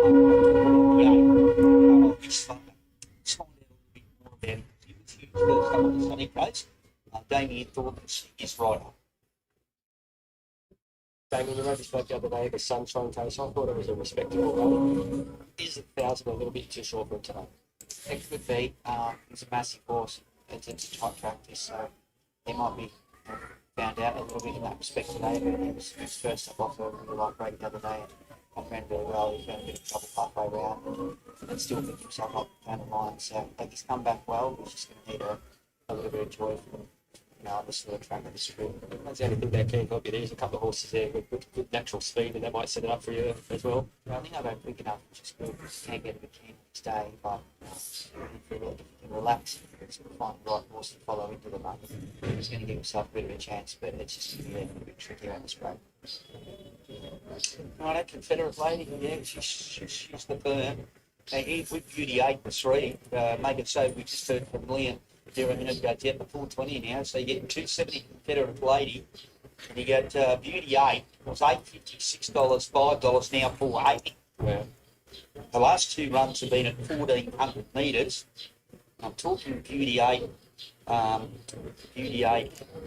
what am I talking, 20 days ago, she's back to 1,000. And she's got a bad gate she's got to work with. There's a few of these horses, even though they're Orchid. She's a natural runner against Orchid, but she's drawn 14 gate. Yeah, they let the top weight get out to 420, the punters. Yeah. They make it so they've gone bang, had another crack at into $4. So I think she was getting out to ridiculous odds, really. Truly, she's won at the Sunshine Coast in a 58-83 runs ago, Karen 60. She's been to a 62 and a 65 the last 2 with 58.5. She gets 58.5 in a 50 with an inside gate. Yeah. I don't think it's the form that's a worry, Gary. I just think it's how fast these horses go. another move. Yeah, 360 now. They waited her to get out a little bit. And how far back she's going to get in the run? Because Well, Liam seems to think if she begins, she can lead. Yeah. If she begins. Yeah. There's some very fast horses in AA Bill's led over 800 metres, so he's definitely going to go. And Confederate Lady's probably got no option but a digging go. Dirt Orchid's the other one with a good speed that's drawn an outside gate, so it'll come across with Beauty Gate. They both are natural leaders of drawn back gates, so they're going to put a bit of speed. I'm just hoping it doesn't push, make it so. Just a little bit further back than I'd like to make it so. Beauty Gate could be on the speed of it. It's led up in its last couple of they're definitely just going to press it forward. It's hasn't got back in any worse than second or preparation. Even over 1,000 metres at the Gold Coast Poly track, set outside the leader. I can tell you now, it's in the favourite now and make it so. Yeah. So they've really firmed and warmed to her, where she got out to what am I was looking at 340. You're 320 now. She's beating the bar. She's equal favourites now with Confederate Lady. Confederate Lady stayed about the same age. She come in a tall Confederate Lady, or just trying to stay with that 320, 460 mark. I know, we'll find out very shortly. Jock sent the track. It's been great. Well, when you look at the replays going, there's been no kickback. You can see pods coming back or horses coming back with dirt all over their faces, and the jockey's covered have been nice and plenty of grass covered on it. Just played a little bit leaderish today. That's it. Oh, I've got no doubt about it. Right now, they're equal favourites. We've got about two. We've got one load up there. Just sitting with a blindfold on one of them, which is the 3 Beauty 8. She'll go up to that outside gate. So we've got equal favourites right now. We make it so from the Liam Birchley stable in 5 Confederate Lady, 1584. 15410. Here's Terry for the last of Ballina. Being a heavy track winner. The line starting to take shape. Starter has turned on the red light. Now he walks down to his button. Now he'll start fine-tune the line. Just about ready to run. He has the button.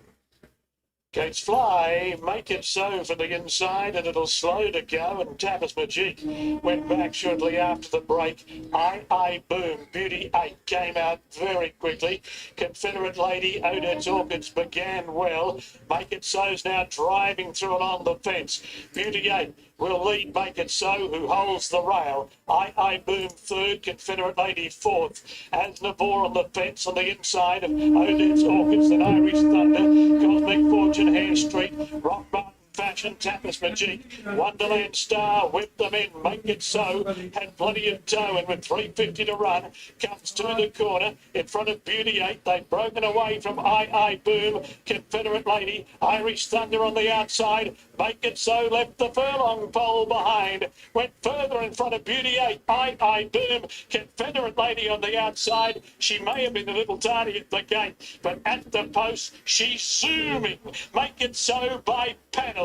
Big Cosmic Fortune, I Boom, Irish Thunder, Confederate Lady, Wonderland Star, Tapas Majik, Hare Street, Beauty 8, as Navor, Rock Barton Fashion, Odette's Orchids came in last of all.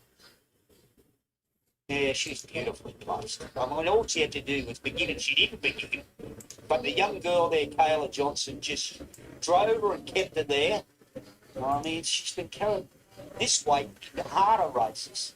She's made an absolute mess of them over 1,000. You'll find the 10 Cosmic Fortune has run the second AI Boo for third, and did that fourth. I think it was the 8 Gary. It was. Big horse, the Irish Thunder. Yeah, the big fella getting named late. Yeah, great race there. It's a bit worthwhile for Liam Birchley all the way from the sunny coast. Smart trainer, very early misses. Rode a lot of winners for him back in the early days, Gabe, Liam. Did he ride him all right, though? Very crafty jockey, he was. Crafty was. Yeah. Hey, that was an annihilation job, wasn't it? Well, I was a bit worried about the start, as we all were. But showed a lot of to win that far back 1,000 with the last away. Well, you like what the young lady did. Slow to begin, and you know you've got to be there. Hustle, hold them out. That's it, yeah, make it work a bit. We've only got one game to get the luxury of doing that, but just as well she did. 12 starts now. She's won 4. She's been a little bit there. And yeah, some fellas from Western Queensland, they're having the ball. So You know, little Bob Sputters, good to see you back down here too. yeah, no. It's been the hunting ground for many years. Threatening to come for a while, but just keep calling the bank results. So. Hey, Liam, if you had got the right up there, mate, you would be racing for 6 months. I understand. Anyway, we've got Grafton back. Yeah. We've got this back. At least more they say it's going good in Coxhaven. Yeah, well, that's something. So, what's sort of the end of it? Could you ride a pony, John Power? Could he sit on one? On his day, he was okay, you know. He wasn't too bad. Okay. Yeah, he wasn't too bad. Thanks, Liam. Good to see him down here. Very, very good trainer. I must say that young girl used to have. I mean, you got 1 hour, you just got no option. Yeah, it can work either way sometimes. You miss a start, throw them up, Gary, For sure. and they get beat. For sure.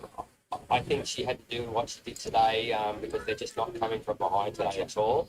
Would like to see my apprentices that I'm coaching racing in South Wales when they miss the start to hunt them up. You're always trying to ride them how they come out of the gate. But Exactly. today, Taylor had to do what she had to do. That's right. And if she had to stay back last today and just rode it fine, I would have got beat. We're going to catch up with her, Taylor. Kayla, come on over here, sweetie. You're not in Queensland now, love. There you go. Hey, Taylor, that was a tough win. Very good at the end. You must have been panicking at the start when it's coming out slow. Yeah, I was a bit worried at the start, especially being so leader biased today. But the rail helped me, and she mustered really fast and finished off great late too. Really good job to win like that too. Yeah, really good job. She's pretty smart. Congratulations, Taylor. Well done. Thank you. Yeah, good win. Yeah, I don't know what the margin was, but it was a big one. And well done, John. That was your best bet of the day. $3.10 on tab. Beats Cosmic Fortune. AI Boom has run and boxed on to run third over the 1,000. Norwich Thunder was getting home late. This track probably you guys not really win. No, I think so. You know, you come out of today's meeting for the sciences trainers, and there's probably a lot better runs today than what you're thinking because it was just going to make a much ground. Oh, look, for sure. You know, but it did play. I think if you have a look right through the card, you might have had 6 leaders win here. Yeah. But at the bottom line, we're back racing. We're lucky to be racing, right? Yeah, because we haven't been racing here since February. Yeah, it's been a long time. Anyway. Okay, so we've got Gosford mounting out coming up right now. Let's go to Gavin and Nick. Final event on the program, so that rain has passed here at Gosford ahead of the final event. Benchmark 64 over the 1,200 metres to wrap up the program and round out the quaddie. Field of a half dozen to line up. A favourite here at 280 is Burge first up, and the other one first up is the second elect, Diddle Dumpling. We start with number 1 here, and now that is Power Ballard, having run number 3 this preparation, and thereby exceeded Excel for Gay Waterhouse, Adrian Bock, and Molly Burke. I'm leaning towards her with the race fitness edge over some of the key rivals here. And I think they'll look just to run them ragged here with the claim. So she's ready to peak third up. That rain just before probably wouldn't have helped her course, but it's dry enough here today. She's down in grade. She was honest in defeat first up there at Kensington. But she just had to chase a fast tempo whilst punching the breeze there last start. It was a high rating race at Rose Hill, although dropping out of it. I think they'll just bring her to peak fitness, coming out of a high pressure race, the tight turning tracksuits. I think she'll give them something to catch. Well, we go to the locally trained galloper Miss Cartel, who is first up since the 21st of December at $11 chance for Ange Davies and Jack Smith-Murray. Yeah, she's always been a nice type, but she's had the 2 trials where she's clearly improved between heats. Well, her profile says she will be better from the first up run, but here she is at the home track, and first up last preparation, led all bar just the last concluding stages, so it'll give a sign as well up on top of the speed. Diddle Dumpling is here first up. Natural Willow comes for 1 ride for John Singleton, Gerald Ryan and Sterling Alexio. Yeah, she resumes up the 159-day spell, and she profiles very well for a race like this. She's had the 2 quiet trials at her home track, where she's gone through the line and to the line, full of energy, not extended. First up last preparation, she ran second to Group 1 winner Aliana. She had multiple winning figures for this. She'll have to give them a start, but with the scratchiness this morning, it's only a 6-horse field now, so she's going to be close enough. We've seen horses can run on today. She has key attributes and obviously a lot of class to run over the top of them. And as I just look up, she's starting to firm now. The 4 is out. We move on to 5. This is Cool Lad for Matt Smith and Rebecca Pragg. Yeah, it's one, if they do overdo it up in front, and a horse that just can pick them off there late, especially with the claim. He can mix his form, but he does have a good closing speed on his day. So SP $3.50 behind French Marine there last start, just got too far back. As I said, on his day, he could win a race like this, but hard to trust at times. Now we move to Burge. Here's number 6. He's got a bit of class. 270 is solid and favourite. First up, Karen McAvoy riding for Peter Snowden. Yeah, a bit of a battle here in the market. Who's going to start favourite here? But Bird, she's a nice type and resumes off the 166-day spell. And always did indicate she would return improved in that second prep. Just with maturity, she's trialled up well. Only having the one hit out though to keep her sharp for the 1200 metres. I think she is ready to sprint here fresh. If she can repeat that first up effort from last campaign, where she absolutely smashed the clock there in Newcastle, she could be right in the finish here. And finally, we look at number 7 here, and that is Ready to Rock It for Kieran Ma and Brace Knock. Races if it needed further there first up at Kembla over the 1,000 metres, and then just ran into Let's Go again, who subsequently ran second in midway grade in town. Back to the 1,000 metres there last start at Goulburn, so I don't think it was suited as well on that very deteriorating track. And it's been a little bit of specking for this runner as well, so the 1,200 metres suits. Okay, ahead of the last, got a new favourite here, Nick Tittle Dumpling, well back now to 250, Burge 280, sits second elect, and then out to $6 Power Ballard, and 850 Cool Lad with a half dozen of them heading to the gates for the last. Quality benchmark 64 here to finish off proceedings here at Gosford for race 7, and I'm just going to lead towards the 1 Power Ballard. I'm 1, 6, 3 and 5, so happy to put Power Ballard on top. I just went with the race fitness edge there, that's the way I'm thinking. To beat the 6 Burge and also the 3 Diddle Dumpling. So they've both got a lot of quality about them. Burge only having the one trial leading into this. Gap's going to see Aaron Lau soon, so we'll get to see how forward Burge is. The 3 Diddle Dumpling has seen the really good support out of the first uppers. As I said, first up last preparation, only if you beat 1.2 thanks by Aliana, and the 5 Cool Lad on his day might be able to bob up that odds. But Power Ballard, solid enough here in the market as I speak, and I just think you go straight to the front, give you a really good sight here. It just got out. It looked like it was going to get out, but now it's just burned back up. But Diddle Dumpling clearly the best back runner here, and I think the speed here looks Power Ballard can pick it up straight to the front, and then the likes of Burge can obviously find a spot. Diddle Dumpling, the favourite, probably has to go back there, but it's only 6 horses, so you can pick them up with a lot of class there. Miss Cartel pushes forward, but Power Ballard will lead them up. And it's been a bit of a firm here late, but it's all about the 3 at the moment. Gab? Okay, so they're getting around to the start. Well, we can chuck anyone down here. Stay there, Aaron. You're right, my friend. Aaron Lau here for Peter Snowden with Burge. Nice feeling back at the races. Yeah, we've been happy with her. She's obviously coming off the back of one trial, but just sort of how well she trialled in a second trial in that last preparation. We're pretty confident to come here and be prepared for the best start. She's a nice filly, and she did some good things in her first preparation last time. Yeah, she did. She's showing good ability. She's quite a big athletic filly, just needs a bit of time to fit into that frame, but off the back of that trial and soft draw, small field, hoping she'll pick it up. She's got speed.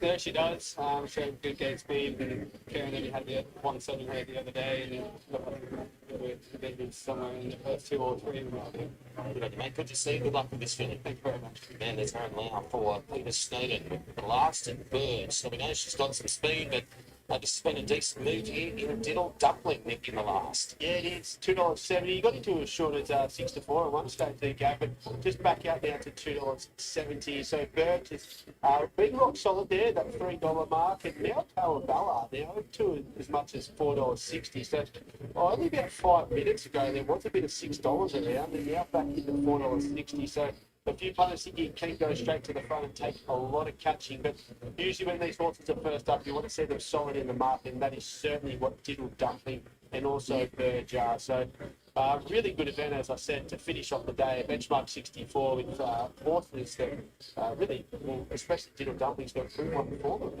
Indeed, it does behind Aliana. So You Ready took out the first leg of the quaddy race 4. The usual prospect justified a short quote to win race 5 at the previous best bet of the day. Covert Thinking made it back-to-back victories. So they've assembled at the gates. It's Diddle Dumpling with the nose roll, filling by Deep Field. First up, 625th to the Sunny Coast back in January. So the 260s now pretty clear-cut favourite this morning. Burge was 270, Diddle Dumpling was 320. Now Diddle Dumpling 260, Burge $3. And And as you mentioned, money now, power ballad, the one that we've got on top in the last. So just to wrap this up, that was a decent shower. I don't know whether it's forecast between races, aren't there? Race number 5. It started off as a sun shower, and then it was almost monsoonal as they came down the side. Yeah, I still don't know where it came from, Gav, but there was a bit of rain, and then you couldn't see them down the back straight, but it's clearly passed now. We'll see how much that's done to the track, but I'm sure you'll be okay. Upstairs we go. Here's race 7 from Gosford as we take it a look. Trials have been better than they look on paper.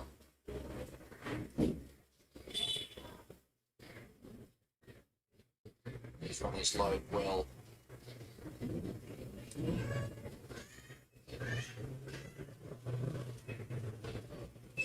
Burge resuming here. In the inside, red lights are on. Last from Gosford doesn't hold them. They're off and racing now. He's going to be positive on Diddle Dumpling here.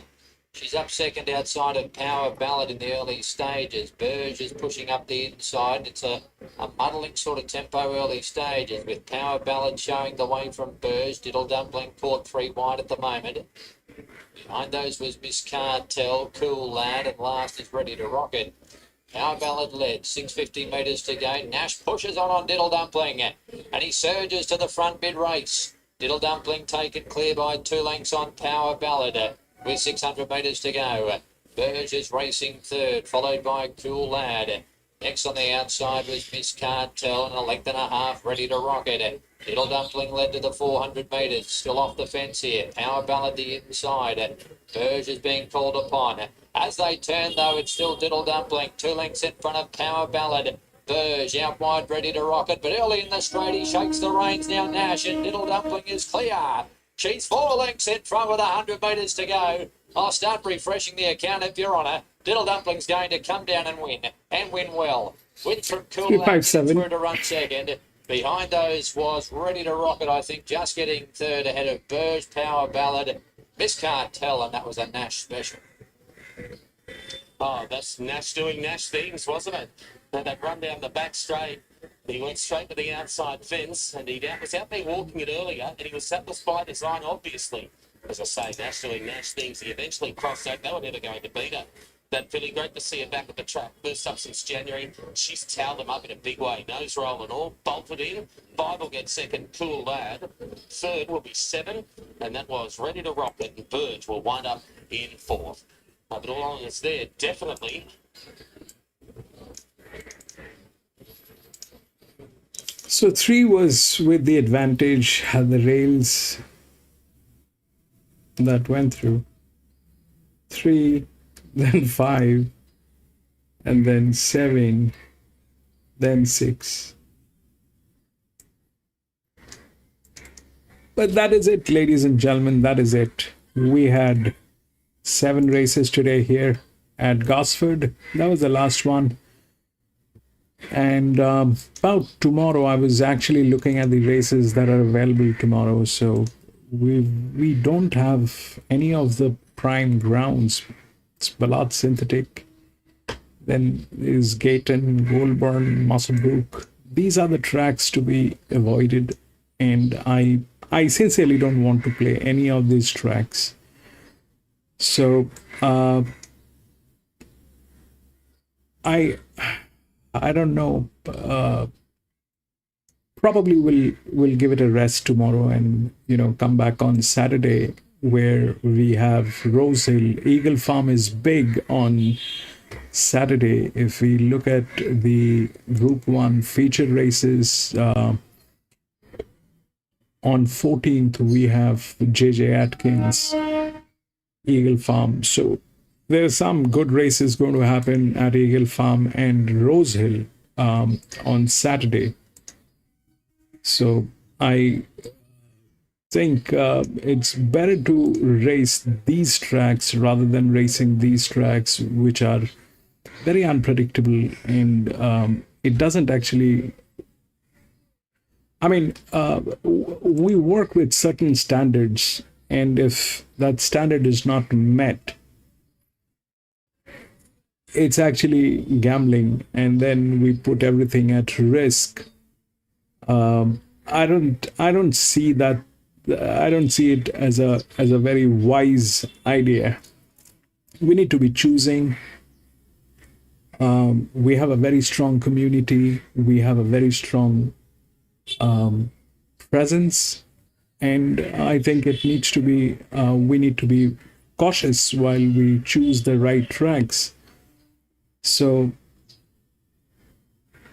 tomorrow doesn't look good. It is actually Balat. Then this is Western Australia. Gayton is another bad track.